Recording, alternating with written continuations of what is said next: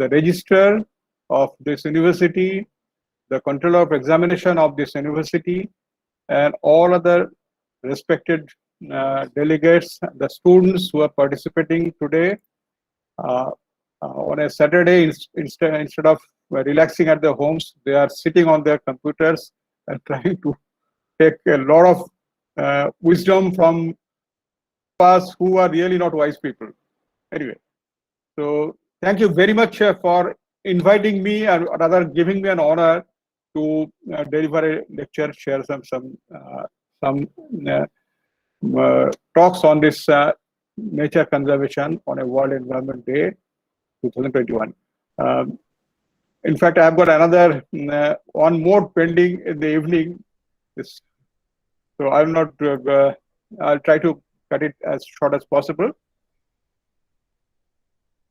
If I speak in Bengali, will it be okay for all of you? Or sir, that will be better, sir. Okay, so no.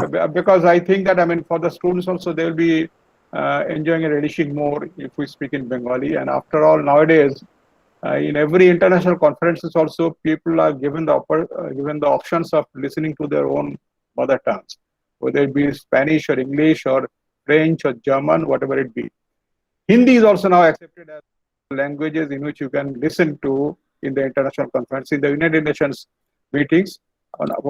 Unfortunately, Bengali, though it is perhaps the second largest speaking language, but we have not earned that honor till now. But I hope that, I'm sure that in future, Bengali will also earn that honor in the whole world. Yes, good afternoon again. আমার আজকের টপিকটা হচ্ছে it's a very difficult topic, ecosystem restoration. I'll just go to my screen share and then start talking about it. I'm not very conversant with this Google Meet because I take online classes on the Zoom only. But Subroto has now taught me today how to operate this screen share. একটা up arrow আছে ওই হাতের চিহ্নর পরে, ওটাতে click করুন। হ্যাঁ, আমি করেছি। আমি তারপরে এবারে আমার স্ক্রিন শেয়ার করছি। So is it visible for all of you? Yes, sir. Yes, sir. But first slide is there. Yeah. I'll go to that one. So right. So ecosystem restoration is the topic for today. Sorry to interrupt you, sir. There is a small height. You can stop sharing beside that height at the bottom. Shall I press height? Height, so that will disturb otherwise. That caption. Okay. Yes, sir. Height. Okay. Right. Thank you. In fact, till 2019, we had been having a very wonderful Earth, very enjoyable time in our Mother Earth, which is a unique planet in this whole universe. Amongst the millions of the stars and planets that we have in this universe, which is unbound. There is no end to it one, and they say that it started through a big bang, from a very tiny particle of matter, energy, whatever it be, and it is expanding ever. And as it is expanding in a much higher and higher rate. So basically, it is opposite to the concept of the Newton's laws of motion, that when the matters, whatever be the sizes, when they go away and away from each other, so they start becoming slower and slower. But here what is happening is that as they are going farther and farther, so their speed is increasing. So এতদিন আমরা জানতাম এই big bang এর মধ্যে দিয়ে আমাদের ইউনিভার্সটা শুরু হয়েছে। এটা কোথায় এর শুরু আর কোথায় শেষ, nobody knows about it. But in the 2021 the Nobel Prize winner Roger Penrose and few others, যাদের রিসার্চে বেস করে আছে এমন একজন লোকের উপরে, যে আমাদের who is very close to us, professor Amal Roy Chowdhury. He was my professor also in Presidency College, এবং যার ম্যাথমেটিক্যাল ক্যালকুলেশনের উপরে আজকে রজার পেনরোজ নোবেল লরিয়েটদের থিওরিটা দাঁড়িয়ে আছে। তারা বলছেন যে in fact this big bang is not the beginning of this universe, but it is the end of one universe, and it is going to be the beginning of another universe. So it is absolutely mind boggling. আমরা বুঝতেই পারি না যে কি, কোথায় আমরা আছি, কেন আছি। একটা ছোট পৃথিবী যেটা which is tiniest of the tiniest in this whole universe, তার মধ্যে থেকে আমরা we are always considering ourselves as great people. আমাদের নিজের ক্ষমতা, আমাদের নিজেদের ইগো সবকিছুতেই আমাদের কোনো ইজ আনএন্ডিং, আমাদের কোনো শেষ নেই। কিন্তু if we look at the whole universe will find that we are nothing. তো হলো কি যে এই এত বড় একটা পৃথিবী, যেটা এর আগে আমাদের প্রফেসর সুব্রত রাহা বলেছেন যে আমরা যদি আমাদের পৃথিবীটা যদি ভেনাস হতো তাহলে গরমে পুড়ে যেতাম, আমাদের পৃথিবীটা যদি মার্স হতো তাহলে এত ঠান্ডায় আমরা, জুপিটার হলে আমরা ঠান্ডায় বরফে জমে যেতাম। এমন একটা জায়গায় পৃথিবীটা এসছে যেখানে we have the plants, we have the animals, we have the microorganisms, and after all we have the human beings who are at the apex of the food chain, and they are perhaps so intelligent that now they have started considering that nature is nothing, we can control everything, we can control nature also. এটা হলো, এর ফলে হয়েছে কি 2020 জানুয়ারিতে আমরা দেখলাম যে কোভিড-19 নামে একটা মাইক্রোস্কোপিক একটা ভাইরাস সে সারা পৃথিবীকে কাঁপিয়ে দিল। It became pandemic, which started at 1 in China. It became pandemic in a period of say 2 to 3 months. যেখানে জানুয়ারি মাসে কয়েক হাজার লোক মাত্র এফেক্টেড হয়েছিল চায়নায় ওয়ান ভাইরাসে, সেখানে by the turn of March it became a few lakhs people in this region, and by the turn of April it became a few crore people affected all over the world, and there nobody knew how to tackle this one, nobody knew how to control it. এটা চলতে চলতে lockdown হয়ে গেল, everything came to a standstill. Why everything came to a standstill? Because আমরা মানুষ নিজে থেকে যত ইন্টেলিজেন্ট মনে করি না কেন, আমরা এখানে দেখলাম যে এই যে মাইক্রোস্কোপিক একটা ভাইরাস, এর কাছে কিন্তু we are totally helpless, we don't know anything about it. So তখন আমরা সারেন্ডার করে বললাম যে let everything come to standstill, life came to standstill, all economic activities came to standstill, we stop going out of our homes. লকডাউনের ফলে কি হলো, কিছুটা হয়তো ফার্স্ট ওয়েভটা কমে এলো, কিন্তু এর ফলে যেটা হলো সেটা হচ্ছে millions of people loss their jobs and they loss their income, thousands of people went hungry and many of them died also. এটা চলতে চলতে 20th May 2020 আমাদের বেঙ্গল উড়িষ্যা কোস্টাল এরিয়াতে cyclone Amphan it hit the coast, and it was one of the most severe cyclonic storms. সেই ড্যামেজটা control হতে না হতে আমরা দেখলাম এই পার্টে, মানে আমাদের এই পার্টে যখন ড্যামেজ হচ্ছে তখন তার কয়েক মাস পরেই দেখলাম ইস্ট আফ্রিকা থেকে swarm of millions of locusts, it crossed the Atlantic Ocean and it invaded this part of Asia, including the western coast of India, that is Gujarat, Rajasthan, Haryana, other things, এবং they cause severe crop damage. এই এত বড় লোকাস্টের swarm কিন্তু এর আগে কখনো recorded হয়নি। Then in the month of September, October, November, or rather August, September, October, the state of California and USA, it saw the most ferocious wildfire in their history. Last 300 years এর মধ্যে কিন্তু এত বড় wildfire scorching more than 30,000 square kilometers of and wilderness and other areas of this California state. It was consumed by the wildfire in California. এটা control হতে না হতে আমরা আবার দেখছি যে যেই আমরা করোনা প্যান্ডেমিকের জন্য আমাদের নিজেদের এটাকে কন্ট্রোলটাকে একটুখানি কমিয়ে দিলাম, আমরা একটু রিল্যাক্স করতে শুরু করলাম, people started going out to different places in hordes, we started getting together in thousands, and all sorts of normal things which was normal prior to the pandemic started happening again. Then again the second wave came, and now এখন আগে যেটা ছিল লোককে ধমকে অনেক সময় রাস্তার লোককে বলতে হতো মাস্ক পরছে না কেন, এখন রাস্তার লোকেরা সেই লোকেরাই কিন্তু এখন মাস্ক গলায় না পরে মুখে পরে ঘুরছে, বিকজ দে আর ওয়ারিড, দে আর থ্রেটেড, মানে ওরা মৃত্যুর ভয় পেয়েছে। এটা এমন একটা অবস্থায় পৌঁছে গেছে। এটা চলতে চলতে 26 May 2021 আর একটা cyclone Yaas, it hit the coast and it is also, it caused severe damage. Now আমি জাস্ট ছোট্ট করে বলবো যে what is the difference between the hurricanes, cyclones and the typhoons. Hurricanes are those tropical storms that are formed near the North Atlantic Ocean and the Northeast Pacific, মানে আমেরিকার ইস্টে, north ইস্টে এবং আমেরিকার ওয়েস্টে প্যাসিফিক ওশান, সেই দুটো জায়গায় যে সাইক্লোনিক স্টর্মটা হয় যেটা হিট করে ল্যান্ডকে, তাকে বলা হয় হারিকেনস।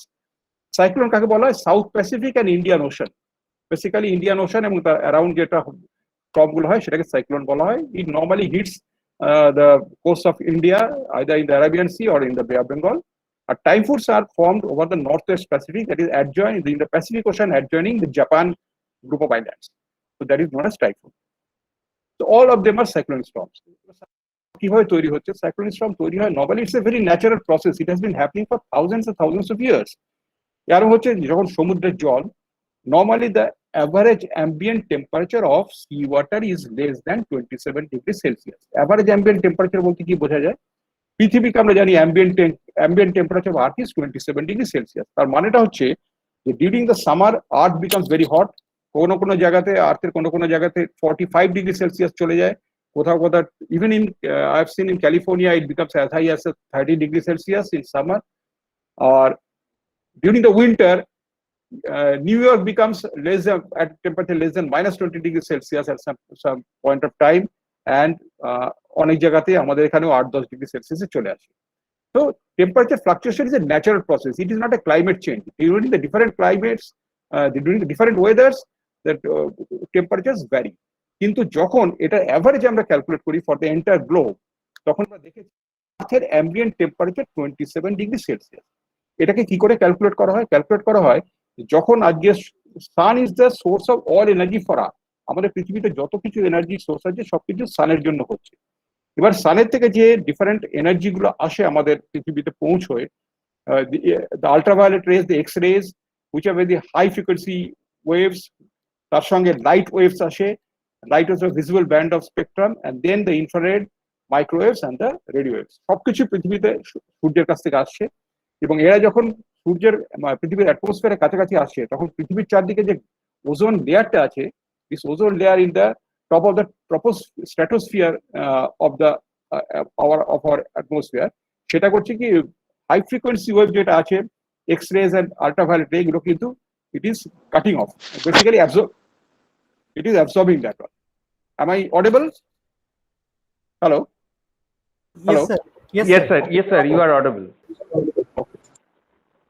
So a high frequency গুলো কাট অফ করে দেয়, so that this high frequency rays, if it reaches the surface of the earth, তাহলে কিন্তু it will be basically scorching everything, এবং আমাদের মানুষকে কিন্তু এটাকে plants or animals or human beings, so আমাদেরকে এটা একটা it will cause some permanent changes in the form of either mutation or burning of our skins, or so many damages will be taking place. So ozone layer থাকার জন্য এটা আমরা আমাদের পৃথিবীতে এত আরামে আমরা বেঁচে আছি। কিন্তু যে পৃথিবী যখন দিনের বেলা এই সানরেজটা অ্যাবজর্ব করছে, রাত্রিবেলা কিন্তু এটা ছেড়ে দিচ্ছে আবার, এটা ইট ইজ এমিটিং ব্যাক। দিনের বেলা ইট ইজ বিকামিং হটার, রাত্রিবেলা ইট ইজ বেসিক্যালি রেডিয়েটিং আউট, এবং এই রেডিয়েশন গুলো কিন্তু আবার আউটসাইড দ্য আর্থস অ্যাটমসফিয়ার চলে যায়, মানে আমাদের আউটসাইড ইউনিভার্সে যে কসমস আছে তার মধ্যে ওরা এসকেপ করে যাচ্ছে। তো দিনের গরম, রাত্রে ঠান্ডা, এটা একটা অ্যাভারেজ টেম্পারেচার করে দেখা গেছে যে পৃথিবী থেকে যে ম্যাক্সিমাম রেডিয়েটেড হচ্ছে অথবা এমিটেড হচ্ছে, সেটা হচ্ছে 27 ডিগ্রি সেলসিয়াসে যে ফ্রিকোয়েন্সি যেটা হয় তার সঙ্গে করেসপন্ডিং। যেটা যদি আয়রনকে যদি আমরা প্রচন্ড ভাবে গরম করি, তাহলে তার সেটা প্রথমে অল্প গরম হলে লাল হবে, তারপরে বেশি গরম হয়ে গেলে হোয়াইট হয়ে যাবে। আমরা যত বেশি গরম করবো তত কিন্তু তার frequency of emitted radiation will be increasing, red থেকে আস্তে আস্তে গ্রিন হয়ে ব্লু এর দিকে চলে যাবে এবং হোয়াইট লাইট এমিটেড হবে। পৃথিবীরও সেরকম 27 degree Celsius average ambient temperature রয়েছে। এটা তো খুব ভালো, কত মিলিয়ন বছর ধরে এরকমই রয়েছে এটা, মানে there has not been much change in this world. এবং এই আমরা দেখলাম যে আমরা দেখেছি যে রিসেন্টলি এই যে সাইক্লোনিক স্টর্ম যেগুলো হচ্ছে, সমুদ্রের জলের কিছুটা পোর্শন যখন খুব বেশি গরম হয়ে যাচ্ছে, তখন তার উপরে হাওয়াটা উপরে উঠে যাচ্ছে, পায়ে চাপ আশপাশ থেকে ঠান্ডা হাওয়াটা সেদিকে রাশিন করছে, এবং সেটা আবার গরম হয়ে উপরে উঠে যাচ্ছে, এবং এর ফলে কি হচ্ছে একটা সাম সর্ট অফ, এবং এর সঙ্গে ঘুরছে পৃথিবী ঘোরার ফলে কিন্তু তার অ্যাটমসফিয়ারের সঙ্গে সেই সাইক্লোনিক যে একটা স্টর্ম তৈরি হচ্ছে, সেটা একটা ইন্টারাকশনের ফলে একটা basically spiral movement of the air takes place, এবং এর ফলে যেটা হচ্ছে এটাকে আমরা বলি cyclone starts forming, rather the storm starts forming. এবং যখন খুব বেশি এটার ভেলোসিটি হয়ে যায় তখন এটা, এবং এটা slowly it approaches to the land, এবং ল্যান্ডে যখন হিট করছে, ল্যান্ডফল হয়, তখন হচ্ছে এটা প্রচন্ড, মানে it follows with a lot of storm surge as well as the rainfall. এটা তো হচ্ছেই। এখন আমরা বলতে পারি না যে সাইক্লোন এখন হচ্ছে আগে হতো না, সেটা নয়। কিন্তু আমরা দেখেছি যে just category of the cyclone, category 1, 2, 3, 4, 5, মানে ক্যাটাগরি 5 সাইক্লোন হচ্ছে যেখানে উইন্ড স্পিড ল্যান্ডফলের পরে 155 kilometre per hour.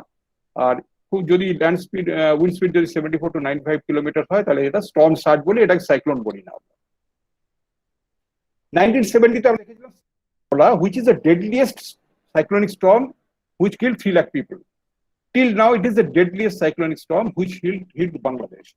1999 a cyclone which happened in Odisha, সেই সময় সাইক্লোনের নামটা দেওয়া হচ্ছিল না, তারপরে সাবসিকুয়েন্টলি প্রত্যেক সাইক্লোনের নাম দেওয়া হয়। It has been considered as the most intensive storm and the wind speed was 260 kilometers per hour. That is, it was a category 5 cyclone. 2009 a cyclone Aila which hit the coast of Sundarban in Bangladesh and India. Wind speed 120 kilometre ছিল, কিন্তু it caused a lot of damage because of the storm surge, মানে সমুদ্রের জলটা ভেতরে ঢুকে আসার ফলে প্রচন্ড ড্যামেজ হয়েছিল। May 2019 a cyclone Foni. Just think of it. See it. May 2009 cyclone Foni.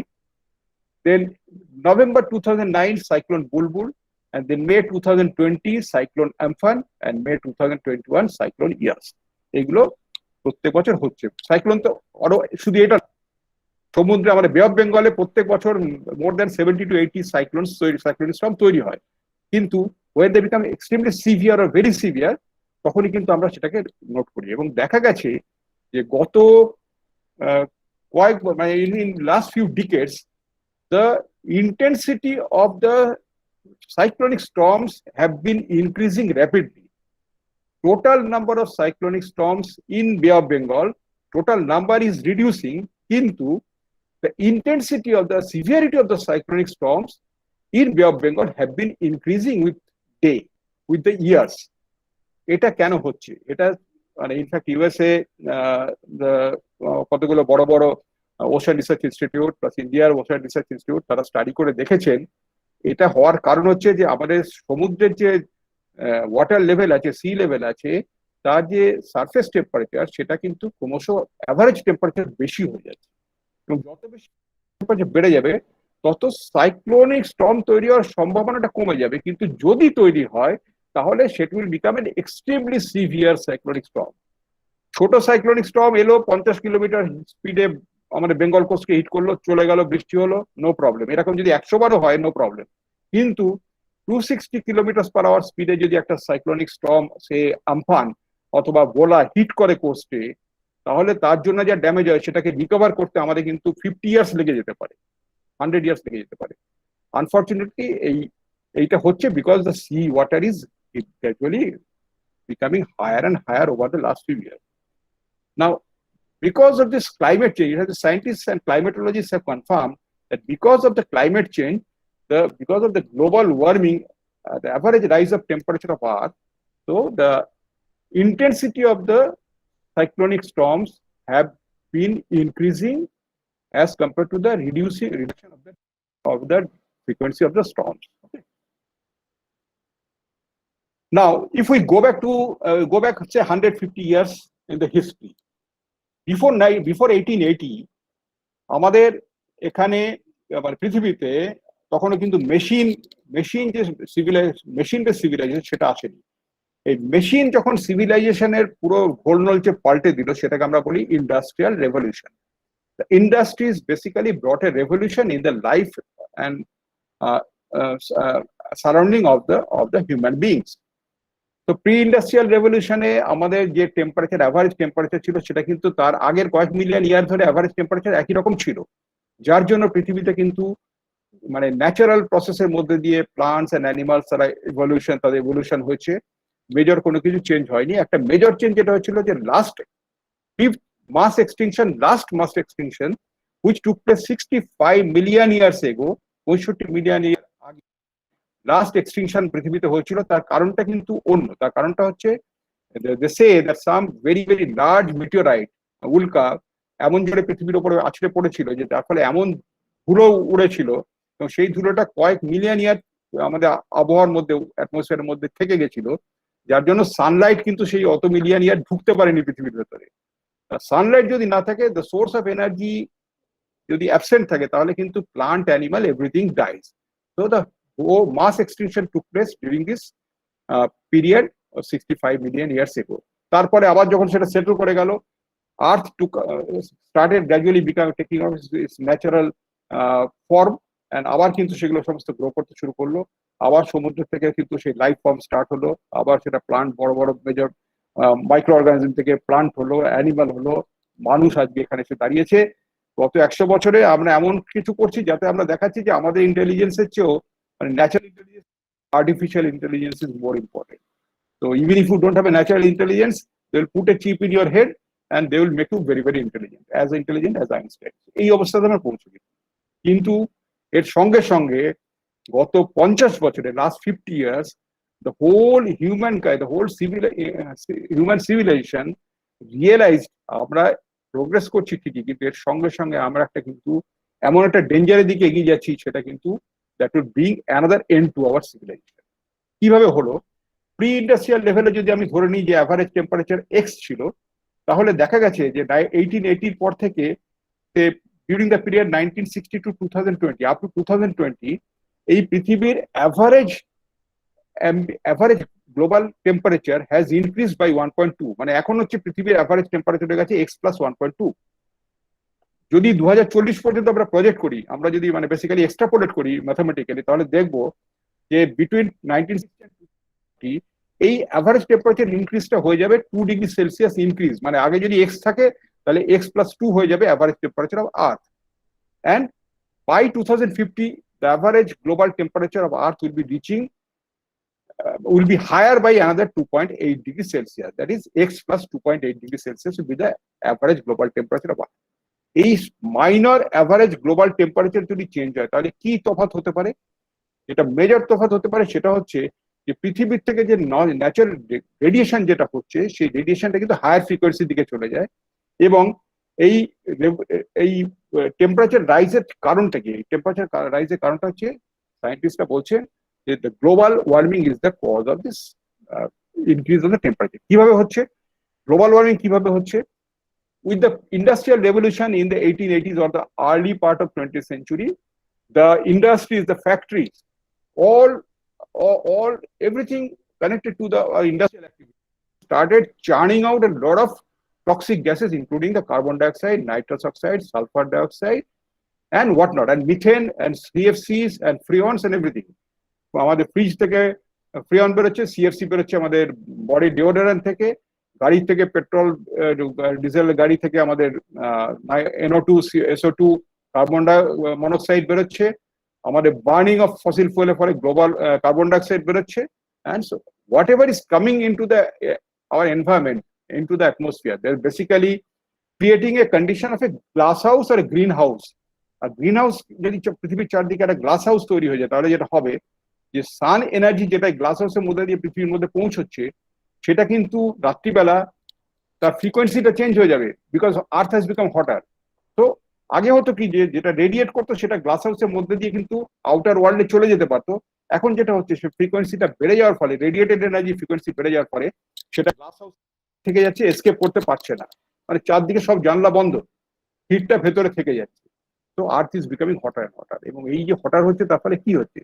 The immediate impact is that the sea level is rising. How the sea level is rising?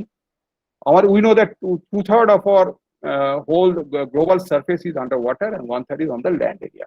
I mean, এই যে water যেটা রয়েছে, sea water, marine water, everything is saline water. একমাত্র useful water 0.7% of our total area is only usable. Either it can be drunk or it can be used for agriculture or for human consumption. এই সির এই যে sweet water আর fresh water, এটা কোথায় আছে? It is only at the top of the hills, high hills এর টপে রয়েছে, অথবা in the form of it is coming down through rivers in the from the melting glaciers are coming down through the rivers and going into the sea.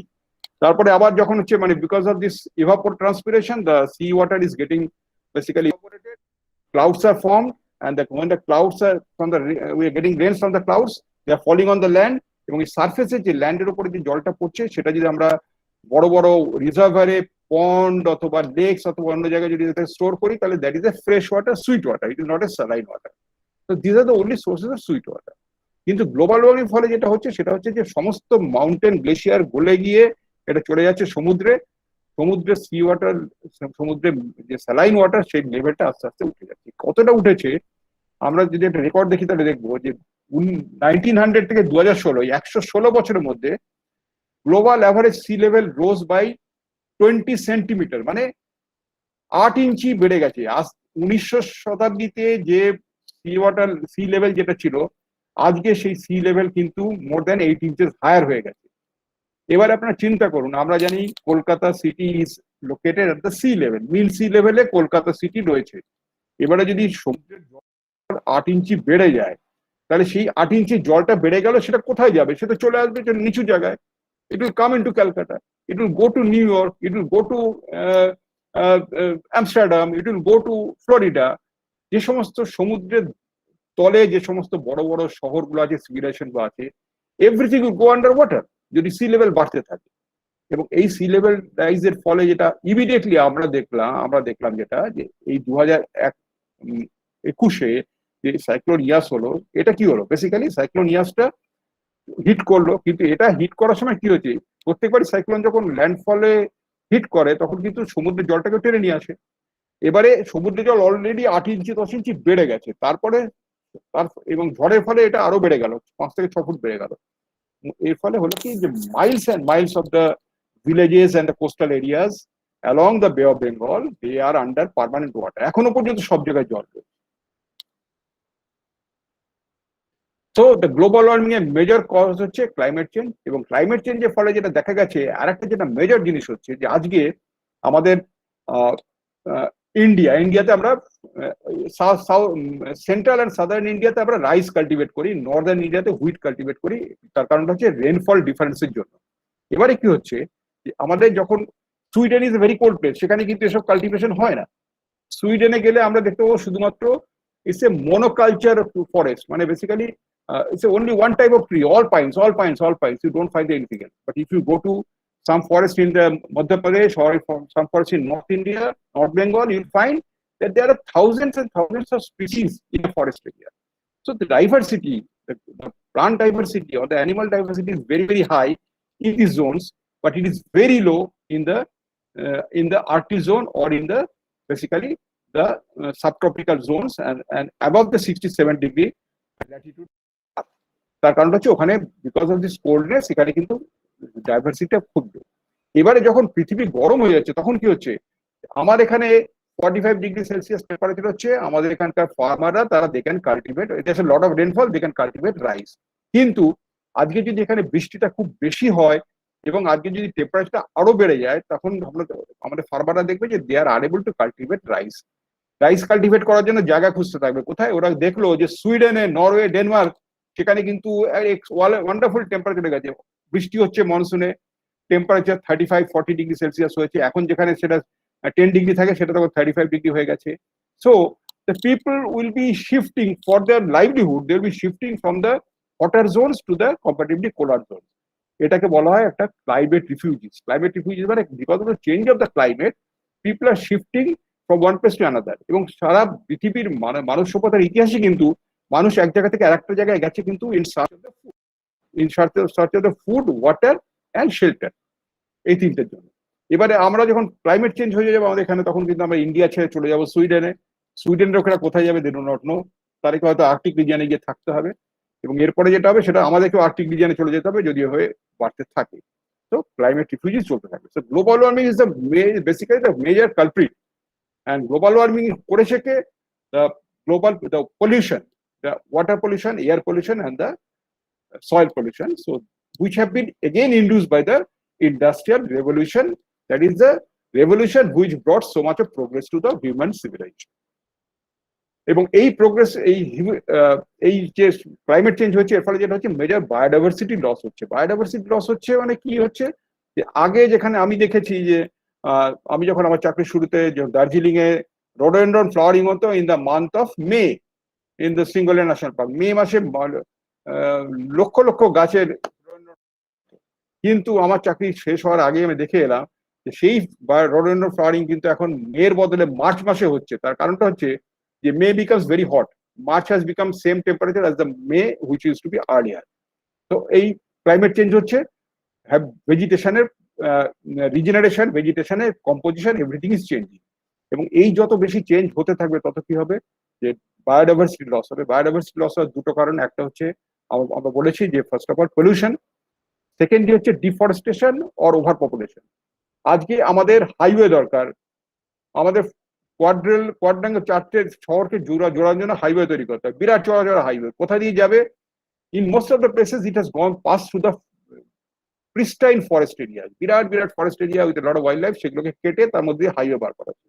কেন? আমাদের কলকাতা থেকে দিল্লি খুব তাড়াতাড়ি পৌঁছতে হবে, তার জন্য যদি কয়েক লক্ষ গাছ কাটা পড়ে, যদি এন্টার ইকোসিস্টেম যদি সেখানকার চেঞ্জ হয়ে যায়, যদি কয়েক লক্ষ হাজার হাতি যদি কাটা ম্যাটার, আমাকে কলকাতা থেকে দিল্লি তাড়াতাড়ি পৌঁছতে হবে, বিকজ আমাকে ওখানে গিয়ে একটা বেসিক্যালি কোনো কোম্পানি কাজ করে আসতে হবে। So we have to do that. আমাকে ব্যারেজ তৈরি করতে হবে, আমাকে হাইড্রো ইলেকট্রিক পাওয়ার স্টেশন বসাতে হবে। কাকে স্যাক্রিফাইস করে? By sacrificing the forest area. Forest will be under water, they will be basically the forest will die. Same thing will happen that when we go for establishment of the habitation, say New Town, Rajarhat, or for that matter, Salt Lake ধরছি না, Salt Lake is basically Newton, Rajarhat. So it was a wetland. So wetland কে আমরা বন্ধ করে দিয়ে আমরা we have established a township. আমরা eastern metropolitan bypass তৈরি করেছি। কেন? তার কারণ যে সাধারণ মোস্ট থেকে নরেন্দ্রপুর থেকে লোক যাতে এয়ারপোর্টে তাড়াতাড়ি পৌঁছতে পারে, তার জন্য আমাদের ইএম বাইপাস তৈরি করতে হবে। এই ইএম বাইপাসটা তৈরি করার ফলে কি হলো, যারা জানেন তারা বলবেন যে এটা তৈরি হওয়ার ফলে কলকাতার যে ড্রেনেজ, কলকাতা শহরের ড্রেনেজ, ব্রিটিশাররা যখন আজকে কলকাতা শহর এস্টাবলিশ করেছিল তখন কিন্তু দুটো চ্যানেল ছিল। একটা হচ্ছে কলকাতায় যদি হেভি রেনফল হয় তাহলে জলটা একটা গঙ্গায় বেরোবে, আর সেকেন্ডটা যদি গঙ্গায় বেরোতে না পারে তাহলে সেটা সুন্দরবনের দিকে চলে যাবে, যার জন্য টালিজ নালা তৈরি করা হয়েছিল to carry this entire water from inundated Kolkata to Sundarban area, ড্রেনেজের পার্ট হিসেবে। ইএম বাইপাস যখন তৈরি করলাম, আমি it is from the north to south basically, তার মানে পুরো entirely eastern side of Kolkata দিয়ে আমরা একটা এমব্যাঙ্কমেন্ট করে দিলাম, বাঁধ তৈরি করে দিলাম। এবং এর ফলে কি হলো যে আজকে যখন বর্ষার সময় প্রচন্ড জল পড়ছে, সেই জল যদি গঙ্গায় বেরোতে না পারে, কখন বেরোতে পারবে না? যখন গঙ্গার জলের লেভেল টাইডের জন্য বেড়ে যাচ্ছে, কলকাতা থেকে উপরে উঠে যাচ্ছে, সি লেভেল রাইজের ফলে যেটা হয়েছে গঙ্গার জলের লেভেল বেড়ে গেছে, এবং তখন জলগুলো গঙ্গায় পড়তে পারছে না। তখন স্লুইস গেট খুলে দিলে গঙ্গার জল ভেতরে চলে আসবে, স্লুইস গেট বন্ধ করে দিলাম, জল ভেতরে রয়েছে, জল কোন দিকে বার করবো? সুন্দরবনের দিকে যাওয়ার উপায় নেই, বিকজ এখানে ইএম বাইপাস রাস্তা বন্ধ করে দিয়েছে। So pump out the water, that is the only solution. তো এটা বেসিক্যালি কি হচ্ছে, কুকুরের লেজ সোজা করার মতো হয়ে গেছে। In the name of progress of civilization, we are running after something and coming back to the same place. We are running very faster and faster to remain at the same place. আমরা কিন্তু এগোতে পারছি না। নাও এই climate ক্রাইসিসটা এমন অবস্থায় পৌঁছেছে in 2019, in the nature there was an article which said that we are in a state of planetary emergency. আমরা একটা এই আর্থের জন্য একটা ইমার্জেন্সি সিচুয়েশনে পৌঁছে গেছি। And in 2020, an article published in the journal Bioscience by a group of over 11,000 scientists described global warming as a climate emergency or climate crisis. এই climate ক্রাইসিসটা কি হতে পারে? এরা বলছেন যে এটা এমন একটা সিচুয়েশনে আমরা পৌঁছে গেছি যেখানে 65 মিলিয়ন ইয়ার এগোতে যেটা লাস্ট মাস এক্সটিংশন হয়েছিল, আমরা হয়তো in another 100 years time we shall be going for the next mass extinction, that everything will become extinct. Climate scientists have also warned that by 2020, failure to reduce emissions, the emission of these greenhouse gases, will cost the world a minimum of $2 billion per day in economic losses. কিভাবে $2 billion loss হবে? কিভাবে? Cyclone হবে, কলকাতা ডুবে যাবে, 10,000 কোটি টাকা, 20,000 কোটি টাকা, 1 লক্ষ কোটি টাকা ঢালতে হবে সেটাকে রেস্টোর করার জন্য। Same thing will happen for all other areas. Businesses will be spoiled, মানুষের damage to the properties, damage to their livelihood, everything will happen. প্রত্যেক বছর $2 billion করে আমার কিন্তু লস হতে থাকবে, in addition to the increasing temperature of the earth. এবারে আমি জাস্ট ছোট্ট করে সুব্রত, আমি can I get another 5-10 minutes time? Sure, sir. Sure, sir. Okay. So now I hope that এটাকে তোমরা ফলো করছো নাকি, আর কোনো রকম যদি হয় তাহলে আমি I can cut it short যদি অসুবিধা হয়। No, sir. Please, sir. Okay. আমি স্পেশাল রেফারেন্স সুন্দরবন বলবো এই কারণে, কারণ আমরা হচ্ছে when you talk about global warming, আমাদের কতজন আমরা বুঝতে পারি যে গ্লোবাল ওয়ার্মিং হচ্ছে, how many of us really understand? গরমের সময় যখন 45 ডিগ্রি টেম্পারেচার আমরা বলি ও এবছর খুব গরম পড়েছে, and I remember 2018 সালেও বলেছিলাম, 2019-এও বলেছি, 2020-তেও বলেছি, প্রত্যেক বছর গরম পড়ছে, কিন্তু অ্যাভারেজ গ্লোবাল টেম্পারেচারটা যে রাইজ হচ্ছে সেটা সাধারণ মানুষ আমরা বুঝতে পারি না। only the scientists with a lot of equipments they can measure that one. কিন্তু এর ফলে যেটা হচ্ছে সেই ইমপ্লিকেশনটা আমাদের বোঝার ক্ষমতা নেই। কোভিড-19 যখন স্ট্রাইক করছে, যখন কয়েক লক্ষ লোক মারা গেছে, যখন কয়েক কোটি লোক অ্যাফেক্টেড হয়েছে, তখন কিন্তু আমরা সাধারণ মানুষ with a small brain we could understand that death is steering at our face, আমাদের মুখের দিকে মৃত্যু তাকিয়ে আছে, আমরা বুঝতে পারলাম। So that become some sort of emergency situation. কিন্তু আজকে যেটা গ্লোবাল ওয়ার্মিং এর ফলে ক্লাইমেট ক্রাইসিস হচ্ছে সেটা কিন্তু আমরা দেখতে পাচ্ছি না। It is happening all over the globe and it is beyond our understanding. কিন্তু যখন ঘরে কাছে কিছু হয়ে যায় তখন আমরা কিছুটা পারি। Let us look at this satellite imagery of this Sundarban. Lal colour যেগুলো দেখা যাচ্ছে those are the islands, এবং এই আইল্যান্ডের মধ্যে বাঁদিকে up to this point it is Indian Sundarban, আর তারপরে এই পোর্শনটা হচ্ছে বাংলাদেশ সুন্দরবন। ওকে, Bay of Bengal is somewhere, this blue color is the Bay of Bengal. নাও আমাদের ওয়েস্ট বেঙ্গলের মধ্যে এই সুন্দরবন আছে শুধুমাত্র, কিন্তু সুন্দরবন ফরেস্ট আছে শুধুমাত্র এই green, yellow and red colour. Red colour is the national park and that is the world heritage site, Sundarban national park. আর বাকি যে সুন্দরবন অঞ্চলটা, এই যে এই মফ কালার দেখা যাচ্ছে, এইটা কিন্তু দেয়ার আর 54 আইল্যান্ডস। যে আইল্যান্ডটা ওয়ান্স আপন এ টাইম 200 বছর আগে ব্রিটিশরা আসার আগে তখন কিন্তু এটা সুন্দরবন বাদাবন ছিল, ম্যানগ্রোভ ফরেস্ট ছিল, কিন্তু ওরা কেটে এটাকে ওরা হিউম্যান সেটেলমেন্ট করে দিল, এবং 54 আইল্যান্ডে এখন এই মুহূর্তে মোর দ্যান 4.5 মিলিয়ন, 45 লক্ষ লোকের বেশি লোক এখানে বাস করে। It is one of the mostly populated area of the country. তারপরেই আমরা যখন সুন্দরবন ফরেস্টের কাছে পৌঁছচ্ছি, এই রিজার্ভ ফরেস্ট, আমাদের ইন্ডিয়ার reserve forest Sundarban forest is only 4200 square kilometre. এর মধ্যে ন্যাশনাল পার্ক আছে, স্যাংচুয়ারি আছে, অ্যান্ড বাকিটা হচ্ছে রিজার্ভ ফরেস্ট। এখানে কিন্তু not a single human being lives. ওখানে থাকে কারা? শুধুমাত্র বাঘ আর কুমির and a few forest guards who are basically camping within the forest areas of Sundarban. এবারে আমি দেখাবো cyclone Aila, May 2009, May 25, 2009 I was principal chief conservator forest. আমি আমার ছেলের কাছে, ছেলে আমেরিকায় থাকে, আমরা গিয়ে পৌঁছেছি 24 তারিখে ভোরবেলা, ওদের ভোরবেলা, মানে আমাদের এখানকার 23 তারিখ রাত্রিবেলা। 25 তারিখে আমি রাত্রিবেলা ঘুমোচ্ছি, মানে তখন এখানে দিনের বেলা। সেই সময় I got a phone call from our chief minister's office that Mr. Raha, আপনি কোথায়? আমি বললাম যে আমি তো ছুটি নিয়ে এসেছি, আপনাদের কাছ থেকে অ্যাপ্রুভাল নিয়ে আমি ছুটি নিয়ে আমি তো আমেরিকায় এসেছি, ছুটি আমার নেওয়া হয়েছে। So they said no, the principal secretary said no Mr. Raha, so can you come back tomorrow? I mean, what happened? Well, there has been a devastating cyclone Aida on 25th of May, and which has created a havoc in this region, and most of the affected areas are in Sundarban. And basically, as principal chief conservator of forest, you're supposed to take care of the deer of the people. আমার তো কোনো পর্যন্ত মানে jet ল্যাগও কাটেনি, কিন্তু সেই সময় আমাকে জেট ফিরে যেতে বলা হলো। Then I spoke to our secretary mister Rajendra Kumar. উনি বললেন জাস্ট রিল্যাক্স, আপনি 7 দিন পরে আসুন, এখনই আসতে যাবেন না, কারণ আপনি অসুস্থ পড়বেন, আমরা will take care of it. সেবার যেটা হলো, সুন্দরবনে সাইক্লোনটা এমিট করলো কিন্তু এখান থেকে, মানে ইট ইভলভ ফ্রম বে of Bengal and it went took this direction, মানে বেসিক্যালি সুন্দরবন ফরেস্টটা কিন্তু এটা মোস্টলি, এবং ফরেস্টের সাইড দিয়ে বেরিয়ে গেল, এটা কিন্তু সুন্দরবন ফরেস্টের দিকে এলো না, এর সাইড দিয়ে বেরিয়ে গেল। কিন্তু তার ফলে যেটা হলো, ড্যামেজটা কিসে হলো? ঝড়ে নয়, ড্যামেজটা হচ্ছে এর সঙ্গে যে জলোচ্ছ্বাসটা হলো, স্টর্ম সার্জ, সেটা ওই সুন্দরবনের ফরেস্টের ভেতর দিয়ে গিয়ে গ্রামগুলোতে ঢুকলো, এবং গ্রামে ঢোকার ফলে যেটা হলো, সেটা অনেক বাঁধ ভেঙে গেল, বাঁধগুলো ভেঙে গিয়ে গ্রাম জলের তলায় চলে গেল। সেটা 2 বছরের মধ্যে অনেক জায়গায় জল নামলো। Next week so it basically avoided the Sundarban mangrove forest, পাশ দিয়ে বেরিয়ে গেল। নেক্সট হচ্ছে সাইক্লোন বুলবুল, এটা নভেম্বর 2009 হলো। সেটাও কিন্তু দেখা যাচ্ছে যে এইটা দিস ইজ দ্য রুট, এটা কিন্তু বাংলাদেশের দিকে চলে গেছে বে অফ বেঙ্গল থেকে এসে, এটাও কিন্তু সুন্দরবনের সাইড দিয়ে চলে গেছে, তাতেও বেশ কিছু ক্ষতি হয়েছে, কিন্তু ম্যানগ্রোভ ফরেস্টটাকে পুরোপুরি অ্যাভয়েড করে গেছে।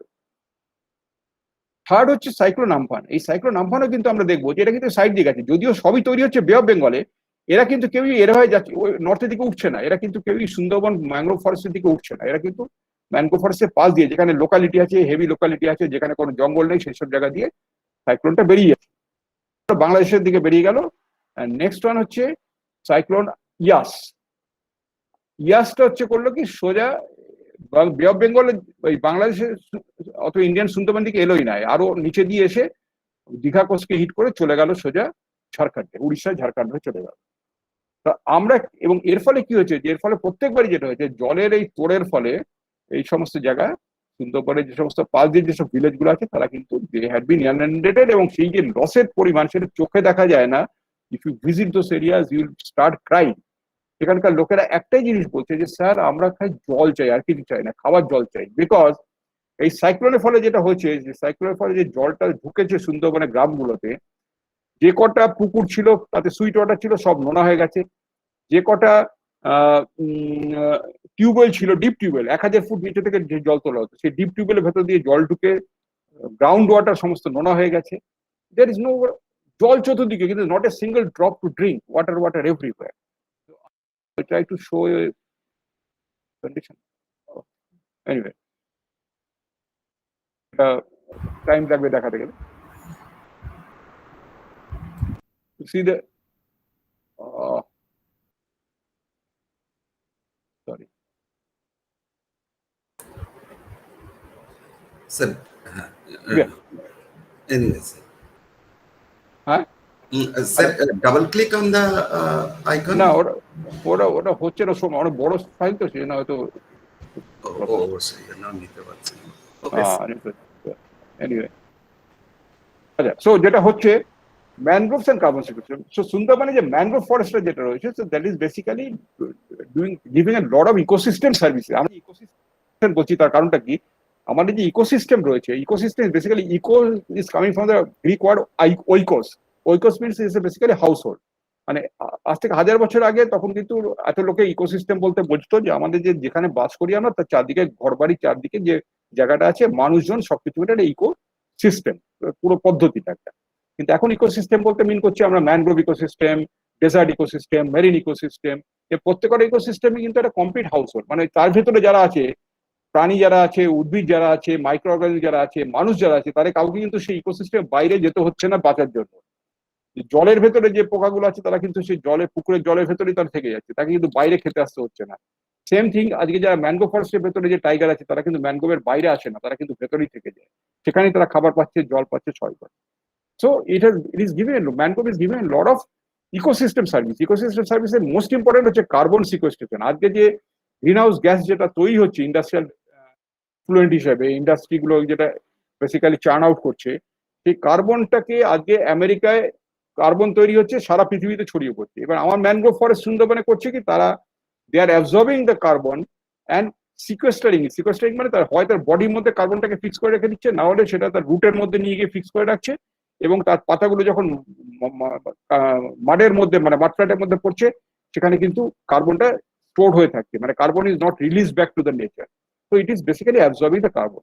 এটার ম্যানগ্রোভের একটা বিরাট কাজ এটা। হ্যাঁ, সেকেন্ডলি ম্যানগ্রোভ ইকোসিস্টেমে যেটা আরেকটা মোস্ট ইম্পর্টেন্ট কাজ হচ্ছে, আমরা সেটা দেখলাম যে সাইক্লোন গুলো প্রত্যেকবারই কিন্তু ম্যানগ্রোভ ভেজিটেশনকে অ্যাভয়েড করে বাঁদিক দিয়ে চলে যাচ্ছে, মানে তারা কিন্তু কখনো ডাইরেক্টলি হিট করছে না। তার কারণটা হচ্ছে যে আজকে সাইক্লোনিক স্টর্ম যদি ম্যানগ্রোভের উপরে চলে আসে, তাহলে আমরা দেখেছি যে the storm, eye of the storm when it comes over the mangrove forest, তখন কিন্তু ম্যানগ্রোভ ফরেস্টের উপরে একটা কিন্তু যে পিলার অফ এনভায়রনমেন্ট এয়ার থাকে মধ্যে কিন্তু বেসিক্যালি জলীয় বাষ্প অনেক বেশি থাকে এবং তার টেম্পারেচার কিন্তু কম্পারেটিভলি আশপাশ থেকে কম থাকে। তার ফলে কি হচ্ছে, cyclonic storm becomes weak suddenly if it is blowing over the mangrove. আর 2 নম্বর হচ্ছে সেই সাইক্লোনটা যখন সমুদ্র থেকে ল্যান্ডের দিকে আসছে তখন it is carrying a lot of sea water, এবং সি ওয়াটারটা ম্যানগ্রোভ ফরেস্টের ভেতর দিয়ে যখন যাচ্ছে তখন ম্যানগ্রোভের ডালপালা, ম্যানগ্রোভের রুট সবকিছু মিলিয়ে সে ধাক্কা খেয়ে তার স্পিডটা কমে যাচ্ছে। সো আলটিমেটলি ম্যানগ্রোভের বেড়া জালটা পেরিয়ে সে যখন গ্রামের সুন্দরবনের বাকি গ্রামগুলোর কাছে পৌঁছেছে তখন কিন্তু তার স্পিড অনেক কমে গেছে। সায়েন্টিস্টরা দেখেছেন যে একটা ক্যাটাগরি 5 সাইক্লোন সেটা যখন সমুদ্র থেকে ল্যান্ডের দিকে যায় তখন যদি ম্যানগ্রোভ ফরেস্টের উপর দিয়ে তারা পাস করে তাহলে it gets reduce to category 3, মানে তার স্পিড এত কমে গেছে, স্টর্ম সাইজ এত কমে গেছে, সেটা ক্যাটাগরি 3 সাইক্লোনে পর্যবসিত হয়। সুতরাং ম্যানগ্রোভ থাকলে সাইক্লোনিক স্টর্মের ডেঞ্জারটা কমে যায়। যত আমাদের গ্লোবাল ওয়ার্মিং হচ্ছে তত সাইক্লোনিক স্টর্মের ইন্টেন্সিটি বেড়ে যাচ্ছে, আমাদের ম্যানগ্রোভের রেস্টোরেশনটা তত বেশি ইম্পর্টেন্ট হয়ে দাঁড়াচ্ছে। সুন্দরবনের সম্বন্ধে আমি আর বেশি কিছু বলবো না, because it is a unique delta. এটা বলতে গেলে আমাকে আরো অ্যানাদার 45 মিনিটস লাগবে, so I am just avoiding it. It is an international place. It is a global heritage, world heritage site. It is a global biosphere reserve. It is a global Ramsar site. Ramsar site মানে a wetland of international importance, and it is the only tiger reserve in the world যেখানে বাঘেরা নোনা জল খায়। পৃথিবীর আর কোথাও কিন্তু বাঘ নোনা জল খায়। So I'm just skipping those things. So ecosystem services Sundarban mangrove আমরা দেখেছি যে এটা যেটা প্রোভাইড করছে যে against the cyclone it is acting as a somewhere winter it's a basically windshield হিসেবে কাজ করছে, আর সেকেন্ডলি এটা স্টর্ম সার্জকেও প্রিভেন্ট করছে এটা। ওকে, ডিউরিং দ্য লো টাইড আমরা দেখেছি সুন্দরবনে অনেক আইল্যান্ড, জঙ্গলের ভেতর আইল্যান্ড, সেটা এতখানি বেরিয়ে পড়েছে, মাঠফ্ল্যাট হয়ে গেছে। কিন্তু তারপরে যখন আবার হাই টাইড যখন হচ্ছে, জল যখন 8 থেকে 10 ফুট হাই টাইড হচ্ছে, সমস্ত আইল্যান্ড গুলো জলের তলায় চলে গেছে। আর এখানে দেখুন যে সমস্ত আইল্যান্ড গুলোতে মানুষ থাকে, জঙ্গল নেই, সেখানে হয়েছে কি যে এই যে জলটা যাতে গ্রামের মধ্যে না ঢোকে সেই জন্য সমস্ত প্রায় 54টা যে আইল্যান্ড রয়েছে যেখানে মানুষের বসতি আছে, সে আইল্যান্ডের চারদিকে 3500 কিলোমিটার লম্বা মাটির বাঁধ দেওয়া রয়েছে। এই বাঁধগুলো করছে কি, জল যখন বাড়ছে সেই জলটাকে বাঁধগুলো আটকে রাখছে যাতে জলটা গ্রামের ভেতরে না ঢোকে। কিন্তু ধরুন আজকে যদি এই পার্টিকুলার একটা জায়গাতে বাঁধটা ভেঙে যায়, বাঁধ ভেঙে গেলে কি হবে, সব জল তখন গ্রামের মধ্যে ঢুকে যাবে। এই জলের হাইট তো এখন প্রায় ঘরের ছাদের হাইটে পৌঁছে গেছে, সব জল ঢুকে যাবে। ঢুকে যাওয়ার পরে এবারে যখন জলটা আবার এই জলটা নেমে যাবে ভাটার সময়, ওই জলটা কিন্তু তখন এখানে নামতে পারবে না, তার কারণে গ্রামের লেভেল যেটা সেটা কিন্তু সমুদ্র এই নদীর জলের নদীর বেডের থেকে কিন্তু অনেক নিচু হয়ে গেছে। তো সেই জলটা পার্মানেন্টলি গ্রামে থেকে যাবে। So it not be able to. সুতরাং গ্রামে এই বাঁধগুলো মোস্ট ইম্পর্টেন্ট, কিন্তু এই বাঁধগুলোর ডিপেন্ড করে সেই বাঁধটা কতখানি ভালো মেনটেন হচ্ছে। আমরা দেখেছি যে এই বাঁধগুলোর চারদিকে যদি ম্যানগ্রোভ লাগানো থাকে, এই বাইরের দিক দিয়ে যদি ম্যানগ্রোভের ডেন্স কাভারেজ থাকে, তাহলে কিন্তু সেই বাঁধ ভাঙে না। 2009-এর আইলাতে আমি পার্সোনালি, আমার কাছে অনেক ছবি আছে দেখানোর জন্য, যেখানে যেখানে ম্যানগ্রোভ ছিল সেখানে বাঁধ ভাঙেনি। আর যেখানেই ম্যানগ্রোভ গুলো কেটে লোকে সেখানে চিংড়ির চাষ করেছে, এইসব জায়গা দিয়ে মানে নদীর ধার দিয়ে চিংড়ির চাষ করেছে ম্যানগ্রোভ কেটে, সেই সব জায়গায় কিন্তু এই একবার জল বাড়ার ফলে সব ভেঙে চুরে চৌমার হয়ে গেছে এবং গ্রাম জলের তলায় চলে গেছে। এইখানে দেখুন অবস্থা, এই যে যেখানে দেখছেন আপনারা, এইসব জায়গায় কিন্তু চিংড়ির চাষ হতো, কোন ম্যানগ্রোভ কেটে ফেলেছে। আমার এখানে ছবি ছিল, দেখাতে পারবো না এটা ভিডিওটা, তাতে দেখানো যাবে যে একটা লম্বা জায়গার মধ্যে 1 কিলোমিটার জায়গার মধ্যে 1/2 কিলোমিটার জায়গায় চিংড়ি চাষ হতো, সে বাঁধ ভেঙে গেছে, আর বাকি 1/2 কিলোমিটারের মধ্যে ম্যানগ্রোভ ফরেস্ট ভেজিটেশন আছে বাঁধের ধার দিয়ে, কিচ্ছু হয়নি তার। ওকে, তো let me skip this one. So major problems faced by the cyclonic storms হচ্ছে, 1 নম্বর স্টর্ম সার্জ আমরা বলেছি, 2 নম্বর হচ্ছে সুইট ওয়াটার যে গ্রামে যত ছিল ড্রিঙ্কিং ওয়াটার সমস্ত ড্যামেজ হয়ে যায়, থার্ড হচ্ছে চাষের জমি সমস্ত স্যালাইন হয়ে যায়। যতদিন না পর্যন্ত বর্ষার জলে ধুয়ে ধুয়ে, এটা 3-4 বছর ধরে ধুয়ে ধুয়ে যত স্যালাইন নোনা জিনিসটা চলে যাবে, ততদিন পর্যন্ত ওখানে কোনো চাষবাস করা যাবে না। এমব্যাঙ্কমেন্টের স্টেবিলিটি সম্বন্ধে বললাম। এখন এখানে একটা ইন্টারেস্টিং স্টোরি আছে, সেটা হচ্ছে অনেকে বলছেন যে এমব্যাঙ্কমেন্ট গুলোকে কংক্রিট এমব্যাঙ্কমেন্ট করা হচ্ছে না কেন। যারা সয়েল কনজারভেশন পড়েছেন, এগ্রিকালচার যারা পড়েছেন তারা জানেন, এগ্রিকালচার ইঞ্জিনিয়ারিং যারা পড়েছেন, যে আজকে যদি আমরা একটা মাটির উপরে যদি একটা কোনো স্ট্রাকচার তৈরি করি, কংক্রিটের স্ট্রাকচার তৈরি করি, সেটার ফাউন্ডেশন যদি খুব ডিপ না হয় তাহলে কি হবে। আজকে যদি জলের ধাক্কা লাগে সেই কংক্রিট স্ট্রাকচারের উপর, তার যদি ফাউন্ডেশন ডিপ না থাকে, তো সেই কংক্রিট স্ট্রাকচারটা ভাঙবে না, কিন্তু জল সারফেস দিয়ে এসে আন্ডার কাটিং করবে, মানে কংক্রিট স্ট্রাকচারের নিচে মাঠ যেটা আছে সেটা কাটিং করবে, করতে করতে করতে করতে আস্তে আস্তে হবে কি কংক্রিট স্ট্রাকচারটা একসময় উল্টে পড়ে যাবে। স্ট্রাকচার ভাঙলো না, কিন্তু বাঁধটা ভেঙে গেল। সুতরাং যারা কংক্রিট স্ট্রাকচারের কথা বলছেন, কংক্রিট এমব্যাঙ্কমেন্টের কথা বলছেন, আমার ব্যক্তিগত অভিজ্ঞতা হচ্ছে সুন্দরবনে কংক্রিট এমব্যাঙ্কমেন্ট করে রাখা কিন্তু খুব ডিফিকাল্ট। এখানে একমাত্র সলিউশন, ইমিডিয়েট সলিউশন হচ্ছে সমস্ত ম্যানগ্রোভ প্লান্টেশন করে দেয় 3500 কিলোমিটার বাঁধের ধার দিয়ে, এবং সেটাকে এনশিওর করা যাতে কেউ না কেটে ফেলে, তাহলে কিন্তু অনেকখানি ডেঞ্জার কমে যাবে। 2 নম্বর হচ্ছে যতটা সম্ভব ম্যানগ্রোভ আমাদের গ্রামের পাশ দিয়ে লাগানো সম্ভব সেটা লাগানো, যাতে স্টর্ম সার্জটা স্লো ডাউন হয়ে যেতে পারে। আর থার্ড হচ্ছে যে মোস্ট ইম্পর্টেন্ট, সেটা হচ্ছে অনেকে বলবেন যে এটা সলিউশন চাই, সুন্দরবনের solution. You cannot have a solution for Sundarban. আজকে সুন্দরবনের প্রবলেমটা, it is a global problem. Global warming হচ্ছে, তার ফলে আজকে সাইক্লোনের স্টর্ম তৈরি হচ্ছে, সুন্দরবনে ধাক্কা গেছে। তো it is a global problem, warming is a global phenomenon, but the problem is local. Local মানে সুন্দরবনের গ্রামগুলোতে ড্যামেজ হচ্ছে। আজকে সাইক্লোনের জন্য কিন্তু নর্থ ইন্ডিয়া কিছু হয়নি, সাইক্লোন ইয়াসের ফলে নর্থ ইন্ডিয়া কিছু হয়নি, কিন্তু আজকে নর্থ ইন্ডিয়া ফ্যাক্টরি গুলো দে আর চার্নিং আউট কার্বন ডাইঅক্সাইড, তার ফলে গ্লোবাল ওয়ার্মিং হচ্ছে, ইয়াসের ধাক্কা আমফানের ধাক্কা লাগছে সুন্দরবনে। So you cannot control, you cannot have a solution for Sundarban unless you have a solution for this global warming, and that is possible only when we can tackle the problem at the global level. এবং এই আজকে United Nations এর যে world environment day অথবা earth day সেলিব্রেশনের মূল উদ্দেশ্য হচ্ছে 1972 সালে সারা পৃথিবীর সমস্ত তাবড় তাবড় দেশের রাষ্ট্রপতি এবং প্রধানমন্ত্রীরা they got together at a place called Stockholm, এবং সেখানে ওরা, our Prime Minister Indira Gandhi was present at that point of time, এবং সেখানে ex prime minister of Norway Mrs Brundtland তাকে চেয়ারম্যান করে বলা হলো যে দেখো মানুষ খুব দুঃখে আছে, তার কারণ হচ্ছে পৃথিবী দুঃখে আছে, the whole environment and the whole nature of the world is suffering, battered by the progress of industrial civilization. Unless we bring a check to it, we shall not be able to survive in future. So that is the first time that all the world leaders, the entire global population agreed for the first time that this far and no further, আমাদের এরপরে কিন্তু আর প্রকৃতি ধ্বংস হতে দেওয়া যাবে না। তো ওয়ার্ল্ড এনভায়রনমেন্টের একটা মাত্র যৌক্তিকতা হচ্ছে যে সারা পৃথিবীর লোককে ই করা, কিন্তু সেখানে মেন প্রবলেম হচ্ছে যে এর আগে আমাদের স্পিকার সুব্রত রাহা অথবা ডক্টর দীপক কর বলেছেন United nation framework convention climate change, তারা হচ্ছে 1997 থেকে 2001-2 এর মধ্যে তারা দেখিয়েছেন কি করে মানুষের কার্যকলাপের ফলে গ্লোবাল ওয়ার্মিং হচ্ছে এবং তার ফলে কি ডেঞ্জার হচ্ছে।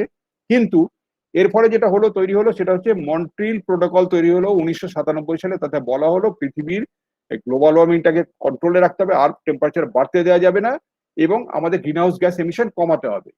কিন্তু কমাবেটা কে? যারা মোস্ট পাওয়ারফুল কান্ট্রি, আজকে সবচেয়ে বেশি এমিশন হয় কিন্তু চায়না থেকে, সেকেন্ড হাইয়েস্ট এমিশন হয় কিন্তু রাশিয়া, হাইয়েস্ট এমিশন হয় কিন্তু সেকেন্ড হাইয়েস্ট এমিশন হয় ইউএসএ থেকে, থার্ড হাইয়েস্ট এমিশন হয় রাশিয়া থেকে, অ্যান্ড ফোর্থ হাইয়েস্ট এমিশন হয় কিন্তু ইন্ডিয়া থেকে। এবারে আমেরিকা বললো যে আমরা আমাদের যদি গ্রিন হাউস গ্যাস এমিশন কমাই তাহলে ইন্ডাস্ট্রিয়াল অ্যাক্টিভিটি কমাতে হবে। এখন প্রেজেন্ট টেকনোলজি যাতে আছে, তা আমি যদি গাড়ি কম তৈরি করি তাহলে আমার প্রোগ্রেস এফেক্টেড হবে। গাড়ি কম তৈরি হলে কম তেল পুড়বে, কম এমিশন হবে, আমার প্রোগ্রেস কমাতে হবে। প্রোগ্রেস কমাতে গেলে আমার প্রোগ্রেস আমার বেসিক্যালি জিডিপি কমবে, জিডিপি কমলে আমার প্রোগ্রেস কমে যাবে, সো আমেরিকা পিছিয়ে পড়বে, আমি করবো না। তখন বলা হলো why don't you go for new technology. তারা বলে নিউ টেকনোলজি অ্যাডপ্ট করতে গেলে আমাকে তো ইনভেস্ট করতে হবে, আমাকে আজকে আমেরিকার যে ইন্ডাস্ট্রি আছে তাকে যদি নিউ টেকনোলজিতে নিয়ে আসতে হয় তাহলে বিলিয়নস অফ ডলার্স আমাকে ইনভেস্ট করতে হবে। Who will invest? সবাই প্রফিট চাচ্ছে, কেউ ইনভেস্ট করতে চায় না। সো আলটিমেটলি যেটা হলো সব কান্ট্রি এগ্রি করলো যে গ্রিন হাউস গ্যাস এমিশন কমাতে হবে, আমাদের গ্লোবাল ওয়ার্মিংটাকে কন্ট্রোলে রাখতে হবে, কিন্তু ultimately nothing happen. Kyoto Protocol of 1997 became a failure because nobody agreed. Everybody said করতে হবে, সবাই বললো খুব ভালো, কিন্তু সমুদ্রে 1 ঘটি জল কেউ ঢাললো না, পুকুরে 1 ঘটি জল কেউ ঢাললো না। সবাই বললো আমি ঢাললে কি হবে, অন্য লোকে তো ঢালছে। তো 2015-তে গিয়ে আলটিমেটলি যখন মানে সায়েন্টিস্টরা বললো যে এরপরে ক্লাইমেট ক্রাইসিস এমন অবস্থা পৌঁছেছে যে মানে whole world is going to see it's doomsday, তখন তারা বললো যে 2015 প্যারিস এগ্রিমেন্টে বললো এবারে কতগুলো আমাদের টার্গেট ফিক্স করতে হবে। টার্গেটটা কি? যে বাই 2020 সালের মধ্যে আমাদেরকে ইন্ডাস্ট্রিয়াল রেভলিউশনের আগে যে টেম্পারেচার ছিল তার থেকে ম্যাক্সিমাম 2 ডিগ্রি সেলসিয়াস ইনক্রিজ পর্যন্ত অ্যালাউ করতে হবে, তার বেশি আমরা অ্যালাউ করবো না। তার জন্য যদি দরকার আমাদের ইন্ডাস্ট্রিয়াল প্রোডাকশন কাট ডাউন করবো, আমরা অ্যামেলিওরেটিভ অ্যাকশন নেবো, যা যা করা করবো। সেখানেও যেটা প্রবলেম হলো সেটা আমেরিকা, ডোনাল্ড ট্রাম্প বললেন যে আরে ভাই এসব করতে গেলে তো আমার আমি তো প্রেসিডেন্ট অফ আমেরিকা, আমার তো অনেক লস হয়ে যাবে। He came out of the service. এইভাবে globally এটা basically everybody is agreeing that something should be done, but nobody was actually really doing something. Joe Biden আসার পরে he has again come back to this convention and this Paris agreement কে এবার resign করেছেন এবং এরা চেষ্টা করছেন যাতে নতুন টেকনোলজি করা যায়। এর সঙ্গে সঙ্গে যেটা বলছেন carbon tax introduction. Carbon tax introduction মানে কোনো কান্ট্রি যদি বেশি এমিট করে তাহলে তাকে ট্যাক্স দিতে হবে। কোনো কান্ট্রি হয়তো সে ফর এক্সাম্পল ইন্ডিয়া অথবা সে ফর এক্সাম্পল মালয়েশিয়া আর আদার কান্ট্রি যাদের প্রচুর ফরেস্ট আছে, তারা করছে কি ইউএসএ আজকে কার্বন এমিট করছে, মালয়েশিয়া সেটাকে অ্যাবজর্ব করছে। তো it is called some sort of carbon crediting, মানে তুমি যে কার্বনটা বেশি ছাড়ছো আমি সেটাকে অ্যাবজর্ব করছি এবং এই অ্যাবজর্পশনের ফলে আমি যে তোমার কাজটা করে দিচ্ছি তার জন্য you have to pay me something, মানে per metric ton of carbon অ্যাবজর্পশনের জন্য you have to give this $400। তাহলে কি হবে, যে ওই যে $400 আমি পেলাম 1 মেট্রিক টন কার্বন অ্যাবজর্ব করার জন্য, কি করে কার্বন অ্যাবজর্ব করলাম? By maintaining the forest cover. এবং তাহলে কি হলো, লোকের ফরেস্ট কভার থাকার ফলে লোকের উন্নতিটা কম হলো, টাকাটা আমি যেটা বাইরে থেকে পেলাম তাই দিয়ে আমি তাদের লাইফস্টাইলকে আমি ইমপ্রুভ করার চেষ্টা করলাম to make their living better. তো এই কার্বন ক্রেডিটটা ইম্পোজ করার চেষ্টা হচ্ছে কার্বন ট্যাক্স হিসেবে। আর সেকেন্ড যেটা বলছে যে একটা গ্লোবালি একটা পুল তৈরি করো, তাতে হচ্ছে হিউজ অ্যামাউন্ট অফ মানি নিয়ে এসে যারা টেকনোলজি চেঞ্জ করবে, সে কেউ যদি বলে আমি অটোমোবাইল ইন্ডাস্ট্রিতে টোটাল টেকনোলজি চেঞ্জ আনবো, যে আমি কোনো রকম পেট্রোল ডিজেল মানে গ্যাস বেসড কোনো কার তৈরি না করে ইলেকট্রিক কারে চলে যাবো, তার জন্য প্রচুর ইনভেস্ট করতে হবে রিসার্চে এবং টেকনোলজিতে, আমি সেটা করবো। So they should be encourage to basically get the investment fund for that one. তো এইগুলো করার চেষ্টা হচ্ছে, এবং এইগুলো যতক্ষণ আমরা করতে পারবো ততক্ষণ কিন্তু যতই আমরা বড় বড় কথা বলি যে আমি কয়েকটা গাছ লাগাবো অথবা কিছু করব, কিছুই হবে না। আমি ইন্ডিয়াতে যতই গাছ লাগাই, সুন্দরবনে আমার যথেষ্ট ম্যানগ্রোভ আছে, তার সত্ত্বেও কিন্তু সুন্দরবনে সাইক্লোন বেড়ে যাচ্ছে। তার কারণ the problem is global but the effect is local. তো এবং কিন্তু তার সত্ত্বেও আমি যেটা সুন্দরবনের ক্ষেত্রে বলতে চাই, adaptation and mitigation measures. Adaptation মানে কি, সুন্দরবনে যে চেঞ্জটা হচ্ছে, জলের লেভেল বাড়ছে, সাইক্লোন বাড়ছে, এর ফলে লোকজনকে কিন্তু অ্যাডাপ্ট করতে হচ্ছে। কিভাবে অ্যাডাপ্ট করতে হচ্ছে? এটা মানে অল্টারনেট লাইভলিহুড ডেভেলপ করা। আজকে সুন্দরবনে মাছ ধরতে গিয়ে সাইক্লোনে পড়ে গিয়ে লোক মারা যাচ্ছে। আমরা বলছি মাছ না ধরে তুমি গ্রামে চিংড়ি চাষ করো, গ্রামে তুমি মধুর চাষ করো, মাশরুম চাষ করো, পিগারি গোটারি শুয়োর পালন করো, ভেড়া পালন করো, এর জন্য আমরা তাদেরকে টাকা দেবো, তোমাকে সমুদ্রে যেতে হবে না। 2 নম্বর হচ্ছে আমরা সেলফ হেল্প গ্রুপ তৈরি করাচ্ছি, যে বলছি তোমরা সেলফ হেল্প গ্রুপের মাধ্যমে কিছু রোজগার করো, don't go to the rivers, don't go to the forest, don't go to the sea. এটা হচ্ছে basically it's a alternate livelihood, it is a mitigation measure. আর অ্যাডাপ্টেশন মেজার হচ্ছে বেসিক্যালি বাঁধগুলোকে স্ট্রেংথেন করা। গ্রামের লোকেরা আজকাল মানে পার্টিসিপেট করছে, বলছে যে কি করে বাঁচবো, তার জন্য আমাদের মিটিং ওরা আসছে। এককালে আমাদেরকে জুতো নিয়ে তাড়া করতে, এখন ওরা কিন্তু মেয়েরা এসে সামনে বসে, আমাদেরকে ওরা মালা দিয়ে, ফুলে মালা দিয়ে। তো ক্লাইমেট চেঞ্জ হচ্ছে, অ্যাডাপ্টেশন হচ্ছে বাঁধগুলোকে স্টেবিলাইজ করা। সেকেন্ডলি হচ্ছে এখানকার হিউম্যান পপুলেশনটাকে আর বাড়তে না দেয়া, কারণ লোককে মৃত্যু মুখে ঠেলে না দিয়ে তাদেরকে বেটার কোনো অপশন দেয়া। ঘোড়ামারায় যারা আছে তাদের ঘোড়ামারায় মরতে না দিয়ে ঘোড়ামারা থেকে অন্য কোনো জায়গায় নিয়ে রাখা, কারণ Ghoramara island will be basically under water in another few years time. আর থার্ড হচ্ছে যে বাঁধগুলোর উপর কোনো রকম ড্যামেজিং অ্যাক্টিভিটি না করা, চিংড়ি চাষ করতে না দেয়া। আর ফোর্থ হচ্ছে মিটিগেশন মেজার্স, যে তাদেরকে বলা যে তুমি জীবনযাত্রা পাল্টাতে হবে, কিভাবে পাল্টাবে সেটা করা। এই সমস্ত মাধ্যম দিয়ে আমরা এটাকে ট্যাকল করার চেষ্টা করতে পারি। তো এবং এই কোভিডের ফলে দেখেছি, এবং আমাদের এই রিসেন্টলি সাইক্লোনের ফলে দেখেছি যে মেনি অফ আর আনসাস্টেনেবল অ্যাক্টিভিটিস মানে জঙ্গল কেটে শহর তৈরি করা, অথবা এই ধরনের অ্যাক্টিভিটিস যেটাতে আমরা মনে করছি যে আমাদের বেসিক্যালি প্রোগ্রেস হচ্ছে, সেটা না করলে কিন্তু আমরা প্যান্ডেমিকের ফলে দেখেছি আমাদের কিন্তু air, water and soil cleaner because of this control of the destructive activities. And secondly আমরা এটাও দেখেছি যে নিউ নর্মাল সিচুয়েশন আমাদের আমোদ আল্লাহটা যদি একটু কমাতেও পারি, তাও যদি আমরা ক্লিন এয়ার ব্রিথ করতে পারি। 1 ঘন্টা ভেন্টিলেটারে অক্সিজেন ব্রিথ করার জন্য একজনকে 30,000 টাকা দিতে হয়েছিল। সে বললো যে টাকা আমি দিতে পারি, কিন্তু আমি তাহলে আমার 70 বছর বয়স পর্যন্ত কত অক্সিজেন আমি ব্রিথ করেছি তার কত ভ্যালু বলো, সেই টাকাটা আমি কাকে দেবো? তো থিঙ্ক অফ ইট, যে ফ্রি অক্সিজেন পাচ্ছি, সেই ফ্রি অক্সিজেন যদি আমরা পাই, আমাকে যদি অক্সিজেন কি বলে ওটাকে মানে মেশিনে লাগিয়ে নিতে না হয়, তাহলে আমার কিন্তু জীবনযাত্রা অনেক ভালো হবে। তো আবার রবি ঠাকুরের কথা ফিরে গিয়ে বলতে হয় যে দাও ফিরে সে অরণ্য লহয়ে নগর।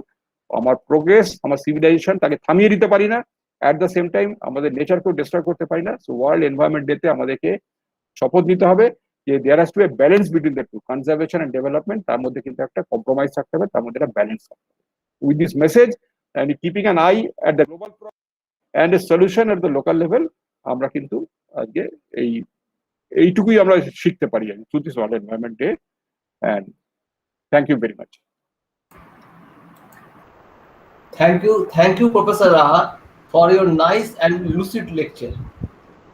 It is a nice experience to chair a session where a speaker is an eminent person like Professor Raha.